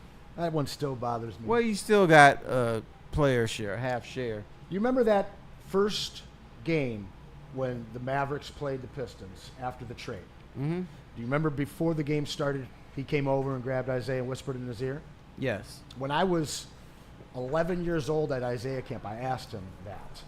And so he told you. He didn't he tell. said he forgot. He wouldn't tell anybody else, but he told you. No, he didn't tell me. I asked in front of the whole camp. Oh, okay. He opened it up for questions. He's like, oh, I forgot. But you heard all the coaches like, ooh. I, to this day, need to know what Mark Aguirre said to Isaiah that day. Oh, you mean AD? Oh, I'm sorry, yeah. Yeah, AD, you read in the Riot Act, he shot an air ball. Isaiah never shoots air balls. He did, huh? Yes. First shot, air ball. And then you That's know something was fascinating. up because he had that little smile like, and that's him hiding what's being said to him. He wanted everybody to think, oh, AD is just, wishing me luck and saying you're a hell of a guy. No. But no, they hated each other. Dantley more hated Isaiah than Isaiah hated Dantley. Sure. I don't think Isaiah really hated him. He just didn't like him. It's only one person Isaiah hates. I tell you who hated him. Who's that? Come on. Oh, dog. yeah, Mike? Oh, yeah. Oh, yeah. I think he's doing pretty well. Going on like the Pivot and all these other podcasts and telling deep stories. He put his Mike's nephew up in Chicago, showed him Did around. he? Yeah. They just need to stop asking him Mike questions. I just never well, you know why they do it, but still, it's just like, man, leave that man alone, man. But it's crazy that they was actually cool back then. Like, I saw like an Arsenio Hall clip, and it had Isaiah Thomas on there. He was speaking glowingly about Michael Jordan at that time. Well, but that was before everything went down, too. But Isaiah's never really gone out and attacked Michael. Yeah. It was on the court. Now, you know that the what Pistons Jordan? attacked You know what Michael. Jordan did? No, it wasn't even on the court. Jordan, after they're up 3-0, dogs the Pistons. Yeah. Say, they're bad for basketball and that stuff. Now, the one thing about the Pistons, they were assholes and they did a bunch of stuff. But they had pride in their game. Absolutely. They had pride in winning championships. So winning product. And so it meant a lot to them, and they wanted their legacy to be told. They care about their legacy, and Jordan, man, trashed him. Yeah. And not only that, but Jordan, because he has so much power, got the league to change the way the games were called. Mm-hmm. Well, honestly, Isaiah still is living rent-free in MJ's head. Nah, that's a fact. 3-1 in the playoffs. That's the one guy that Michael could never really beat. Sure, you beat him with a broken wrist and broken metatarsals and no Rick Mahorn. But, honestly, Terry, I could sit and listen to you tell Piston stories for the rest of my life, my friend. Okay, well, that's what I'll do then. Hire me. I don't care. I can Read you set up before you aside go to some sleep. money for that because I would pay for those stories, my I friend. tell you who did hate Adrian Dantley, Chuck Daly. Yeah? Yeah, Chuck Damn, the Daly coach. used to get into it with him regularly, and because Chuck Daly wanted ball movement like the Golden State Warriors did. And then Dantley was a post-up player. I mean, he would take like 10, 12 seconds, do his little maneuvers and stuff, and Chuck didn't want that. He was a bucket, but they couldn't run the fast break, which was so crucial to their run as the Bad Boys in 89 and 90. Man, you're giving me chills, man, thinking about that stuff. But you talk about AD. He was in the newspapers talking about Isaiah. Passive-aggressive comments towards Isaiah and towards the team and the way it was going. So, Chuck Daly, he was just as ready to get him out of town as Isaiah was to bring in his good buddy from Chicago, Mark Aguirre. Do you want a direct quote from Chuck Daly? I want all the direct quotes, bro. All right, about AD. 2 weeks before the trade, we got to get this motherfucker the fuck out of here. Damn. Wow, Daddy Rich. Is that direct enough for you? Not one to mince words. Man, Chuck Daly, rest in peace, man. Absolute legend. I love that. Let's go to break. We're going to come back. We're going to keep talking. We got a lot of stuff still on the docket. We can get into the summer league with the Pistons. We can talk T-Foss wants to talk about the Savannah Bananas. I always hear about the Savannah Bananas and how they sell out every game. I've never met a single person that's actually went to a game. So I think it's a phenomenon. They got to come to Comerica Park, though. Yeah, that's fair. That's fair. But first, let me tell you about Mad Packs. Ooh. Mad Packs will get you right no matter where you are. If you're at a Savannah Bananas game outside Comerica Park, here you go. Here's some Mad Packs. High-low pre-rolls, the Boom Shakalaka infused tarantulas, the Blizzard Packs, THCA moon rocks, and everything else you need. Go to getmadpacks.com to find the dispensaries near you that cater your needs with Mad Packs, or follow them on mad__packs on Instagram. It's Mad Packs. Mad flavor, mad high, Mad Packs. It's part beauty, part beast. It's for those who dare to be different, for those who want to stand out, and for those who are built for more. The all-new Ineos Grenadier combines strength and style for an unmatched driving experience. Sold exclusively at Feldman Ineos of Waterford. Into any Lady Jane's Haircuts for Men today. Open 7 days a week. Sit back, relax, and enjoy precision haircut, scalp massage, hot leather neck shave, and hot towel treatment from one of our talented stylists. Step up your game this season and take advantage of our $20 haircut special. Scan the QR code and get your coupon today. Lady Jane's Haircuts for Men, the ultimate haircut experience. Open 7 days a week. Walk-ins always welcome. Lady Jane's Haircuts for Men. It's wicked awesome. Loom Cannabis. They've got a ton of different products for you guys to choose from, especially their buzzin' drinks. 7.5 milligrams of THC in a can. Perfect for the golf course. Perfect for at the beach. Perfect for by a bonfire. They're the ultimate drink of summer. Make sure you go to loom.com to find where you can find them or place your order online. Scan that QR code. Make sure you use promo code WSN30 to get 30% off your order. It's Loom Cannabis. Welcome back to Big D Energy. Just taking a look at this poll. The majority of you guys are not worried about the Detroit Tigers, but we got into a little bit of basketball. So we're going to talk about Summer League out in Las Vegas. Detroit Pistons didn't have a first-round draft pick this year, but Chaz Lanier was playing. But there was one guy that did catch my eye, and I know you're a fan. Yeah. You know I haven't been. Yeah. It's taken me a while, but Ron Holland, yes, sir, is growing on me, KG. No, I called him Summer League Kobe last week. He is going out there, and he just looks different from everybody else, literally. And I see T. Foss's face. We know it's Summer League. All right, I already know where you're going. Be careful. I already know, Cutie Pie. I know where you're going. But I already know. But listen, but the way it's his confidence, and we talked about it before the show. It's not his play. Although you would like to see him hit more threes in the coming year, and you would like to see him continue doing what he's doing, it's more so the confidence, because you didn't see a lot of that last year. There were moments last year where you saw the moment get a little bit too big for Ron, but if he has that kind of confidence going into this season, I think that'll benefit the Pistons in a lot of different ways, man. Dude, he's so he's versatile. going to have confidence when he's shooting a three over Bob the Milkman. I mean, come on now. Don't do him like that. I'd have confidence, too. Some of these players going to end up on NBA rosters. Don't do that, T-Foss. A couple of them. Yeah.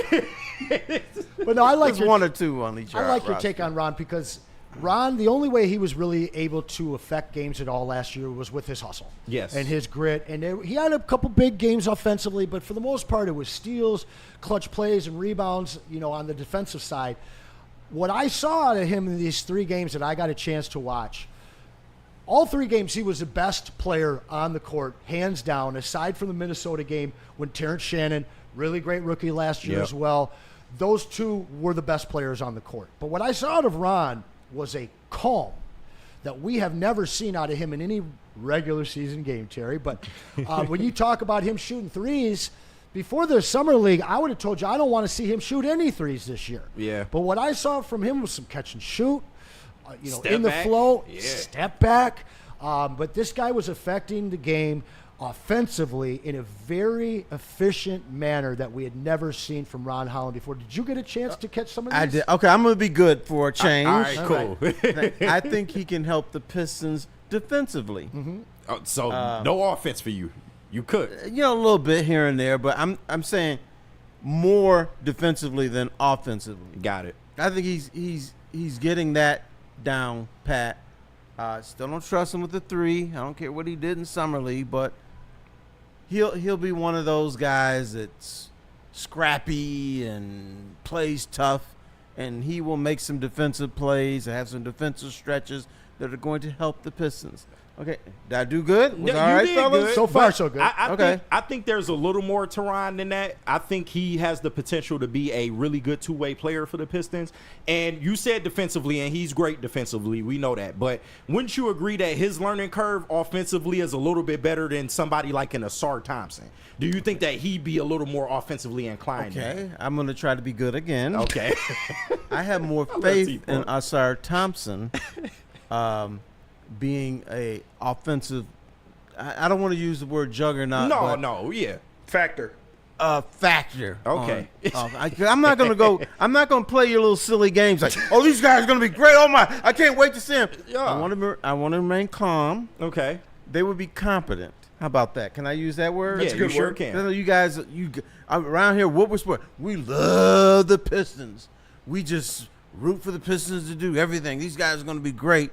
True. We not blind praising them. I want to tap it down a little bit. They rewarded us last year for that belief. They did. Terry. Right. They did.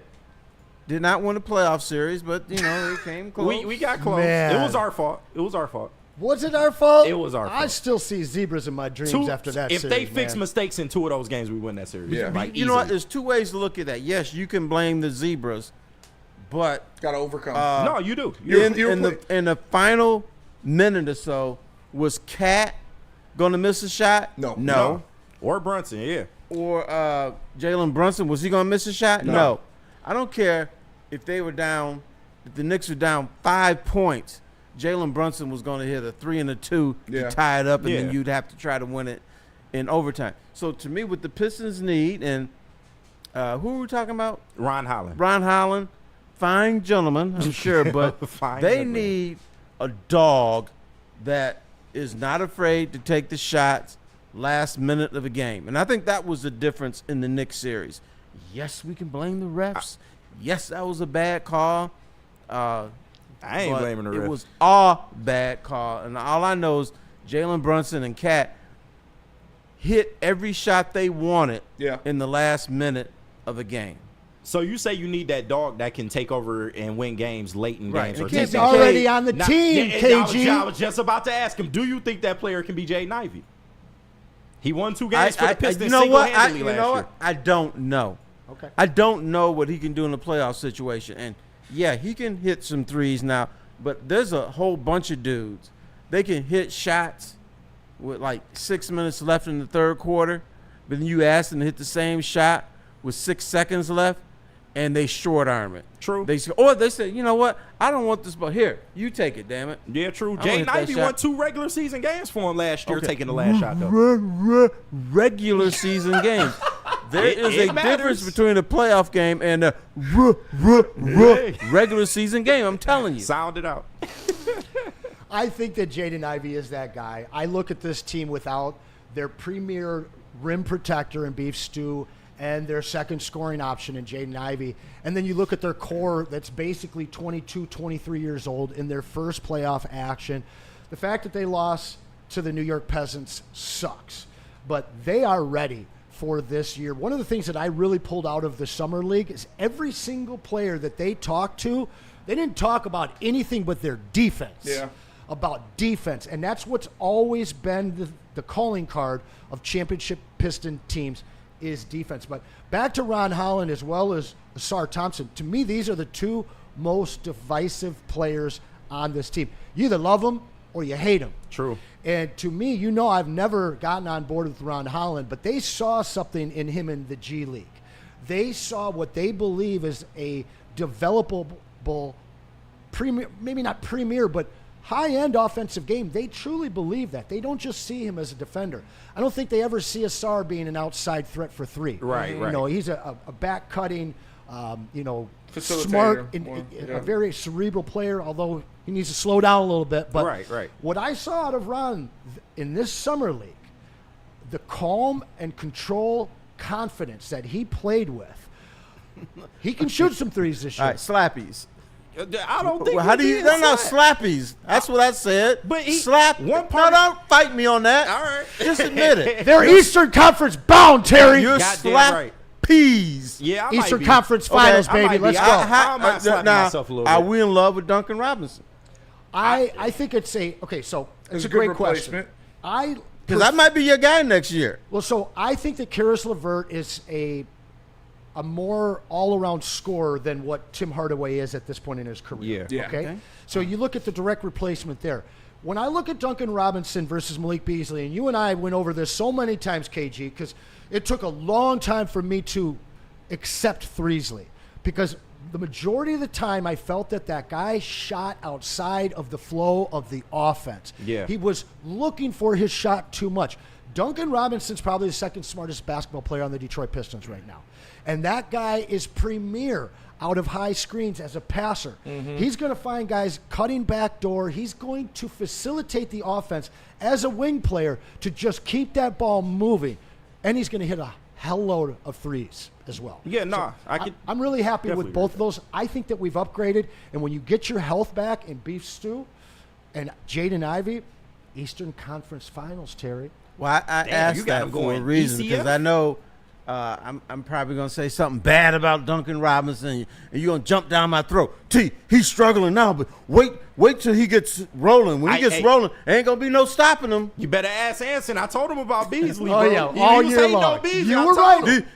him. Did you talk about his gambling too? I didn't, because I didn't know about his gambling. But, I mean, in those My man games, is in the playoffs, he had one decent game. Right, But I right. felt like he was looking to shoot. He was looking for the shot that was going to get him out of the slump instead of playing in the offense. Yeah, no, I definitely bit him in the ass in the playoffs. You know they're going and to miss I can Mo admit Schroeder. that. Yeah. You know why? He plays like a man. He does. He plays both does. ways. It's hard to find that in a backup guard. He plays both ways. I don't think that he ever was coming back because of the guy that he is. I loved what he did on the court, but it just doesn't seem like teams really like keeping him around for long. Yeah. He's been everywhere. He overachieves a little bit, or tries to overachieve. That's his big problem. Because I'm a he's huge missed Schroeder literal paydays for trying to be a fumbled the starter bag. like trying to be a starter on an NBA team. And he got his wish now, so heads up to him. But yeah, I don't think it was ever I going to think work. he helps teams, man. He must be robbing people in the locker room or something. Nah, You got to be doing something, man. he thinks he's more than what he really is, Yeah, you know, and that's not a bad. He's a good player, but he thinks he's more than what he is. Yeah. Yeah, and he had the opportunity, and then he became a serious journeyman. But Yeah. I think we're backing up on a break right now. I know Yep. I could talk Pistons for a long time, but we got to pay some bills, Spenny. Yeah, let me tell you about Lady Jane's. Lady Jane's Haircuts for Men open 7 days a week. Walk-ins are always welcome. You can stop in, sit down, relax, get an award-winning haircut from one of our lovely, talented stylists. You get a hot leather, neck shave, scalp massage, hot towel treatment, all that wrapped into one in the King's treatment. Lady Jane's Haircuts for Men open 7 days a week. Walk in anytime. It's wicked awesome. Summer's heating up and Feldman's clearing space for the incoming new models. That means massive markdowns during Feldman's Hot Summer Sale. Get a 2025 Silverado for just $189 a month, or this 2026 Equinox for just $209 a month. Inventory's moving fast, and when it's gone, it's gone. So don't sweat the search. Just get to Feldman. More locations, more inventory, more ways to save. The Hot Summer Sale is on at Feldman Chevrolet, Michigan's #1 Chevy dealer. Why do we fight? We fight to protect the innocent, to hold the powerful accountable, to bring the oppressors to justice.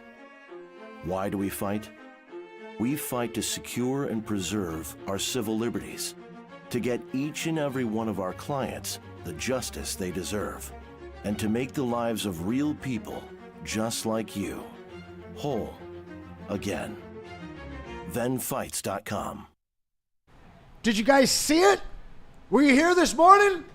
Because the very first Sean Belizean in the morning with our very own Maz launched this morning, and it'll be back tomorrow and every Monday through Friday starting at 8 p.m. until 8 a.m. until 10 a.m. Expect breaking news, guest interviews, interactive segments, that classic Detroit fire and the wit that only Belizean and Maz can bring. So grab your coffee, start your mornings with us here at Woodward Sports on the realest Detroit radio, the Sean Belizean in the Morning Show with Mass. Welcome back, guys. Got about 20 minutes left. Looking just a little short on those likes, so please step it up. Smash those likes. Let's get us over 100. And of course, your super chats are double, so you got about 10 minutes. Let me just say this. I like my likes wet. So when you press the like button, you like this and press it. You sound like me on the woo, man. Wet that finger a little bit. Yeah, man. Like Sometimes this. you got to lubricate. Do it twice. Yeah. Bam. Press the button. Got to lubricate that motherfucker. I like my stuff sometime, wet. man. So there we go. Nobody likes dry. Right? Yeah, little counterclockwise circles. That's all you got to do. All right, I got a question for you guys. The shocker. Which word do you prefer? Soggy or moist? Ooh. I think soggy is more acceptable. Why though? I don't know. Do you want your girl soggy or do you want her moist? I make my women moist. That's all I know. I don't want her soggy. Right. I prefer moist for sure. You know but what? I think if you soggy, you got a disease associated. Soggy insinuates it's been sitting You've for a been while. sitting there. Like, If you moist, that means it's new. You're ready to go. Yeah, it's new, and she gonna take care of you. Yes, sir. I'm so glad you guys agree because people are hating on moist, but yet using the word soggy. No. Simi, where are you at on that? No, you guys are totally right. You guys are 100% right. Totally right. All right, we're about to get into some fun side of baseball here. Real quick, I want to read a couple things. First, super chat from Michael Ware. Appreciate you. Come on, chat. 4 more likes to 100. He is the like police, my man Michael Ware. I always appreciate that. Somebody else put in here, and I did want to get to it, but we didn't really have a room before the break. Marcus Sasser. People are split on him as well. I really liked the way he was playing towards the end of the season. Didn't get 1 minute of play in the New York series. Some guys are calling him a G leaguer here. I think he's our backup point guard. Where are you at on that, Terry? Well, they made a statement by not playing him in the playoffs. You only go with guys that you trust. So whether it's a mental something, there was something they're like, okay, we're going to shorten the rotation. He's the odd man out. Now, and I'll admit this, at the time, I would have included him in the rotation, but the coaches know better, and they just said, this is not our guy at this moment. Every minute that Deuce McBride's on the floor, or at least some of those minutes, I'm putting Sasser out there to see if he can hit a shot. Because none of our perimeter guys were hitting shots in that game. So before we head on to some fun baseball stuff, Spenny, you want to hit him with the Team Soggy or Team Moist poll? Because Freddie Felt is Team Moist. Shout out right. Freddie Felt. But, they're keeping it wet down in Savannah. Yeah. With Terry Savannah Bananas. Is that your squad, Terry? It is now. I love the Savannah Bananas. I've watched them like 3 or 4 times. And you know what? They have something where, baseball, there's no home field advantage in baseball, really. But they have a rule in their games that would make home games a huge home advantage. If you hit a foul ball and somebody catches it, the batter's out. If it lands on the pavement, the batter gets another shot to hit. Now, if the Tigers are playing the Yankees, and let's say that a Tiger player hits a foul ball, nobody's going to catch it. They're going to get away from the ball and blah, blah, blah. If Aaron Judge comes and hits a foul ball, everybody's going to be trying to catch that sucker. So that would be a huge home field advantage. I love that. And honestly, like a lot of people that have seen the Savannah Banana clips, you see them dancing before a pitch and stuff like that. But have you seen some of the trick plays on defense? Oh, yeah. That some of these guys are pulling out? I mean, double play balls where they're knocking it off their elbow and catching it and then throwing it. I mean, there's some skill out there. It's not just performers. But if you try to do that in a Tiger uniform or a Milwaukee Brewer uniform, you cut. Yeah, like Willie Mays Hayes style. Right. Try that shit again. Right. God forbid you drop the ball. Yeah. Not only you cut, but they'll ban you from Major League Baseball. I heard they played a minor league team. Is that true? Did they win? They played the Firemen, and I think they might actually be firemen. But some of those dudes are but the other thing they do is they bring in let's say you're playing in Boston, they'll bring in a couple retired Boston Red Sox players. Got it. Okay. So here in Detroit, if they play at Comerica, which I'm advocating, please play at Comerica Park, and then maybe if you sell it out, Chris Illich might spend some more money on the Tigers. Good luck with that. You never know. They're selling out football stadiums now. It's crazy. They big time. They on Hulu now. They got their own series and stuff. But Like, here's time. one for you, young man. If they play at Comerica Park and they're going to bring in a couple retired Tiger players, who do you want to see trotted out there at Comerica one last time? Miggy, why not? Yeah, bring in Miggy for a pinch hit. Yeah. I really love the idea of some kid catching the ball in the stands and you're out. Yeah. Mm-hmm. Yeah. Right. So, I mean, it'd be very cool to see a league devoted to this where it's not just the Savannah Bananas, but it's what would the Detroit team's name be? I have no clue. We're gonna have to think on that. The Super Detroit Chat- Demons. Right. There you go, Chad. If you We're got bad. an idea, but if you had a 12-team league where you can kind of have them do exhibition games against some minor league teams and be close enough to where people would travel, like it would be awesome to see, because it really feels kind of like the Harlem Globetrotters did. Except for that other team's actually trying to win. Yeah, it ain't the Washington It's not the Generals. Washington Generals, So if you had a chance to see both teams doing it, but I don't know, it's kind of nice to have the villain out there because the Bananas are always the hero. Yeah, but you know what, Commissioner? I'm going to make you the commissioner of the right, league. I'm in. I think it would be a great idea if you have a 12-team league and they're playing like the Savannah Bananas, because society is looking for entertainment. Yeah. When we're looking for entertainment on the internet, TikTok, Facebook, we're looking for entertainment. So I think that would work. So you think 12 teams playing the same way the Savannah Bananas do? You don't think that would take away It at all? would be Savannah Banana-esque. There would be 12 Savannah Banana teams, but they wouldn't be named Savannah Banana. Right. But you don't think that would take away at all? Because that's what kind of made Yes, the Globetrotters it would take away from special. them. Because the Globetrotters were the only team in town doing the shit that they were doing. You don't I think know. that would take away But at you all? know what? Play a 10-game schedule, and you Call don't it have a to day. play the whole Yeah. summer. But just give us a little something. KG, you know the best player to ever play for the Harlem Globetrotters? I do not. Wilt Chamberlain.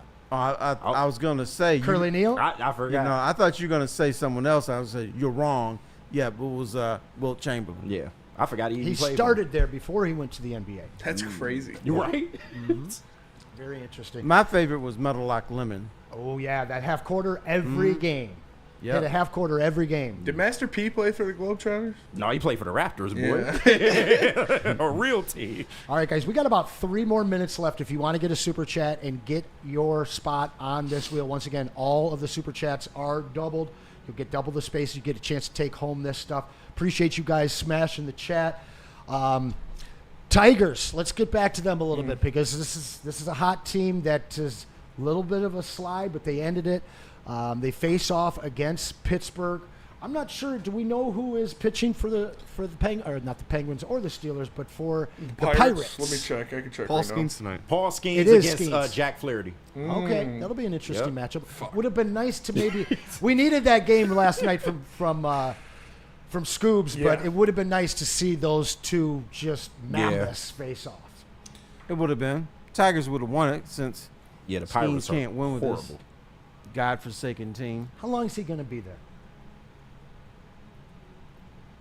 Pittsburgh, to me, is not serious about winning anything. They'll probably try to get one more year out of him and then trade him. They've been talking about trading him this year. Well, I've heard rumors. Yeah, but there've been yeah. rumors of trading him this year, but see, here's the thing: there's going to be a mutiny in Pittsburgh if they trade this. Oh, dude. yeah. It's Okay, over. what they bring in there? You got arguably the best pitcher in baseball, the second best pitcher in baseball, and you getting rid of him, and then you got to sell the fans. No, we're trying to win. No, Yeah. you're not. No. You're trying to save money, and you're not going to sign him long term. So I think he gets traded next season. Skeens. And do you think Scooble And does as well? There's a Scooble thing. 'Cause we could see both those guys I tell in you New what, jerseys. if we can get KG over here with his Gators, Yeah, man. and diamonds in KG his Dombrowski. braids, Scuba would not be traded. I'd have paid him last year. What are you talking But I think the Tigers view themselves as a small market team, and they're not gonna want to pay this man $400 million over 10 years. Well, and he probably can get more elsewhere. Sure. You know, I mean, if somebody's offering 600, he's going to go. And at that point, as much as it breaks your heart, you got to see them try and make it to the World Series and win it this year with him. But I don't think they're going to be asking for minor leaguers back from him. They've got to take some players. And realistically, the haul that you could get for Skubal could extend that window a long time for a very and I can young understand not signing him. Do you want this guy? Do you want to sign for a 10-year deal? You're gonna have Miggy all over again at the end of his career. True, but you could do things to facilitate. If later in his career he's slowing down, you can do things to facilitate that. But I would absolutely sign him right now today. I think, but you can't trade him for what you can get for him now. True. So now you got to think, okay, am I going to pay this money? The answer is no. Right. Do I want him on my roster at age 40 or 41? No. Is he going to command a huge haul now? Yes. Do it. I can understand trading him now. Well, not now, but after this season. Yeah, and it very well could happen. Or maybe you do it after next season. It could.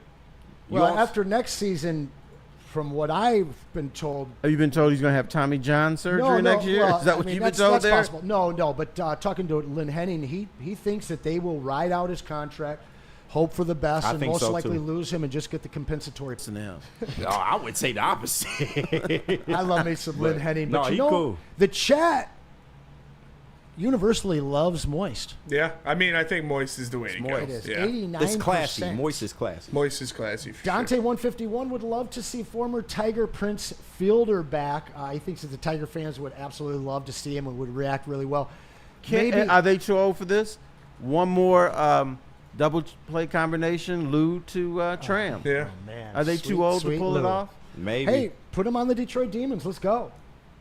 I love it. Yeah. No, I saw somebody in the chat, the Detroit corned beef egg rolls. I would love that. I think that is the day for the team. That's the day. Don't mention, have you had a corned beef egg roll? Absolutely. Yeah. I want to make sure. Shout out Martin's. Show by. They are Shout good. out at Martin's Asian corned beef, any Coney around the fucking Detroit area. Yeah. Like, yeah, come on. Martin's Mr. Baseball, have you had the corned beef? Dude, that's my spot. egg I've been roll? going there for my Yeah, whole life. I live at 7-Eleven. I just want to make sure. yeah. We used to go to. Don't talk about it unless you've experienced it. Oh, It's come really on. good. That's it. You gotta have it. The way that they have like an urban Asian restaurant looking sign, and then it says corned beef egg rolls. First time I saw that, I was like, I'm going in. Yeah. Absolutely. All right, fellas. I know this is a little under. How many of you have had black Chinese food? Black Chinese explain. food? Black Chinese. Cooked by black like people? Chinese food made by black people? No, it's made by Asians, But it's in the hood. Okay, Oh, Right. yeah. Come on now. It's got gravy on everything. It's got extra Oh, yeah. MSG, man. It's Oh, yeah. Right, extra savory. sauce. Oh, yeah. Savory. Shout Yeah, out number one Chinese food on They got A-Mile. doctors The with best. paddles right next Cheesesteak to arrows. the place. And, black Chinese, the restaurant always has one table. Yeah. And it goes like this. Yeah, Bonk, wobbles, bonk. yeah. You got to put the match in it to try to level it. Yeah. But don't eat off of that table. Oh, no. It's nasty, and it moves so much your food's going to be on the floor in a minute. That's a fact. Nobody eats in that Chinese No. restaurant, No, you though. don't. Nobody. You walk in, you grab it. You know, and you walk know, out. Go what's the about thing your I way. don't like about the black Chinese? The bulletproof glass. Yeah. Always there. I don't want to eat under duress. They're cautious people. No, those are people who don't want to get robbed and shot and They're killed. cautious people, man. They're willing to take the risk to go down there, but they're not going to be dumb about it. Oh, yeah, no. And you know what our black Chinese place was called? What? Didn't have a name. Just Chinese. It Damn, just says just Chinese Chinese food. food? Yeah. Yeah, it was just Chinese food. Yeah. Come get it. Oh yeah. Oh, shit. Oh, my son was in Vietnam, and he saw a Detroit pizza place. He's talking about Detroit- the country, not the war. No, everybody. No, he went to Vietnam, and they had a Detroit-style pizza restaurant. Do you know what the name of the restaurant was? What? Pizza. Detroit-style pizza restaurant. Get the fuck out of here. We got to get Buddies out there. It's on tap market. Oh, they not ready for that. Yeah, not ready for that. Buddies would take over the entire world. Oh, yeah. Good. Let's go to break. We'll come back. We're going to do some questions. You can ask Anson and KG, myself, Terry Foster, anybody you want in the chat. But first, KG, tell us about jars. Hey, I will tell you about jars, and I can use some of that as soon as I get off work. But Woodward sports fans, whether you're hitting the game or just simply chilling, Jars Cannabis has got you covered. Jars is home to Michigan's largest lineup of rec cannabis products. They got 27 locations across the state, repping Michigan the big way, 9 locations right here in Metro Detroit. So there's always one nearby. If you're in Grand Rapids, Madison Heights, Milan, get ready. New stores are coming your way soon if they aren't there already. Go to jarscannabis.com to see where you can get your favorite marijuana products today. How do people feel about getting a Planet Fitness membership for $15 a month? How do they like working out in a clean and spacious gym that's filled with equipment for every workout? And how about free fitness training in the judgment-free zone that leaves them feeling energized all day long? Join Planet Fitness today with the free PF app online or in club and start getting that big fitness energy for $15 a month. No one gives away more cash and prizes than Woodward Sports. You don't believe us? Here's our latest $10,000 winner. You know, you guys posted, hey, if you guess all this stuff right, we'll give it's $10,000. I'm like, okay, well, why the hell not? And the winning doesn't stop there. How about our Outkick Your Coverage winner? I think you won. David Tully, everybody. David Tully. This guy's got a hot girl. Bigger prizes, bigger giveaways, cash, merch, tickets, and more. All from the biggest sports network in Detroit. No one does it bigger and better than Woodward Sports. Make sure you're following, liking, subscribing on Instagram, Facebook, X, and YouTube for your chances to share in the winning. From Detroit's #1 sports network, Woodward Sports. Back to Big D Energy. We're having a lot of fun here on a Monday. It's always great to work with you guys. It's nice to be able to spot in here. It is fun. I always tell people this: if you don't want to have fun, get the hell out of here. Yep. That's right. I don't want to be bothered with you. That's what it's all about. We're talking about sports. It's supposed to be fun. This is pretty much the funnest job I've ever had. Yeah. That's for damn sure. You liked it better than the waiter job? That is how we met. That is how we met. Crank's 59th Street Pub. Yes. You gave me a great compliment and a great tip. Said that was one of the better servers you had in a long time. You were animated. Me? Right. You my animated? food, my, food, my food was right. Okay. Here's what I hate about waiters. I mean, you tell them what you want, they don't write it down. Yeah. And then your order either comes back wrong or they come back, what did you order? How come you didn't write it down? I always wrote it down, man. I took a little napkin with me, wrote it down, put it in, threw it away. I always forgot water. If I didn't write down water, it wasn't coming to you. You forgot water? That's like a standard. Because you don't have to ring it in. Yeah. And so you could it's free. So you just get it. So but that should be like the first thing you do. Well, no, because you come over and you put the order in. Oh, okay. And you put in the drinks and the food and everything. There's no thing to put in water. Now, can you take us behind the scenes? I've been told, don't order lemon with your water. Yeah, you're not supposed to. Because the lemon is full of bacteria. Well, the lemon's just dirty. They lemon, cut it. They don't wash it really, depending on the got it. restaurant, and then it just sits there. If you're going to do anything, you just squeeze it in, you have it on the side. Shit, the ice just as dirty as the lemon. Oh, Yes, that is also true. What's the difference? I've seen some. We are a dirty species, man. I'll be real honest. See what the difference is. Shit. I worked in food service for water. a while. That is gross. Some of these ice machines, very gross. Oh yeah. Nitty Gritty with a last-minute super chat in here. If the Tigers win the World Series this year, are they more or less likely to trade Scooble? Go Tigers! I'll be in PNC Wednesday. Much love to Uncle Towery. They'd be way more. I would think so as well. Yeah. They did the deed, man. Now they can cash in, right? Yeah, pretty much. I got the wheel ready to go. Oh, you do? With all the names in there. I don't have it in VMix, You know what? but I got it right here. I actually, If I the have Tigers win the World Series, double the last one. They will probably trade Scooble during the parade. Oh, shit. Just during the parade. Hey, you going to Philly, man, lounge. That'd be hilarious. All right, guys, we're finishing up this wheel here. Got to make sure that we get you guys those double spots. You're going to be taking home the Chelios action figure along with... Brendan got one in there last second. Oh, he did, huh? He said, shout out to the legend Terry. I love it. $2? Yep. And what was his name? Brendan. Brendan. Smart move, Brendan. All right. Let's. Thank you. I'm going to hit this shuffle 4 times if you want to put that on there. Or there we go. 1, 2, 3, 4. And we're going to go ahead and spin this bad boy here. We'll see who takes it home. Listen, we appreciate you guys contributing, showing up, and always bringing the energy. We have a winner. And that is going to be Gritty.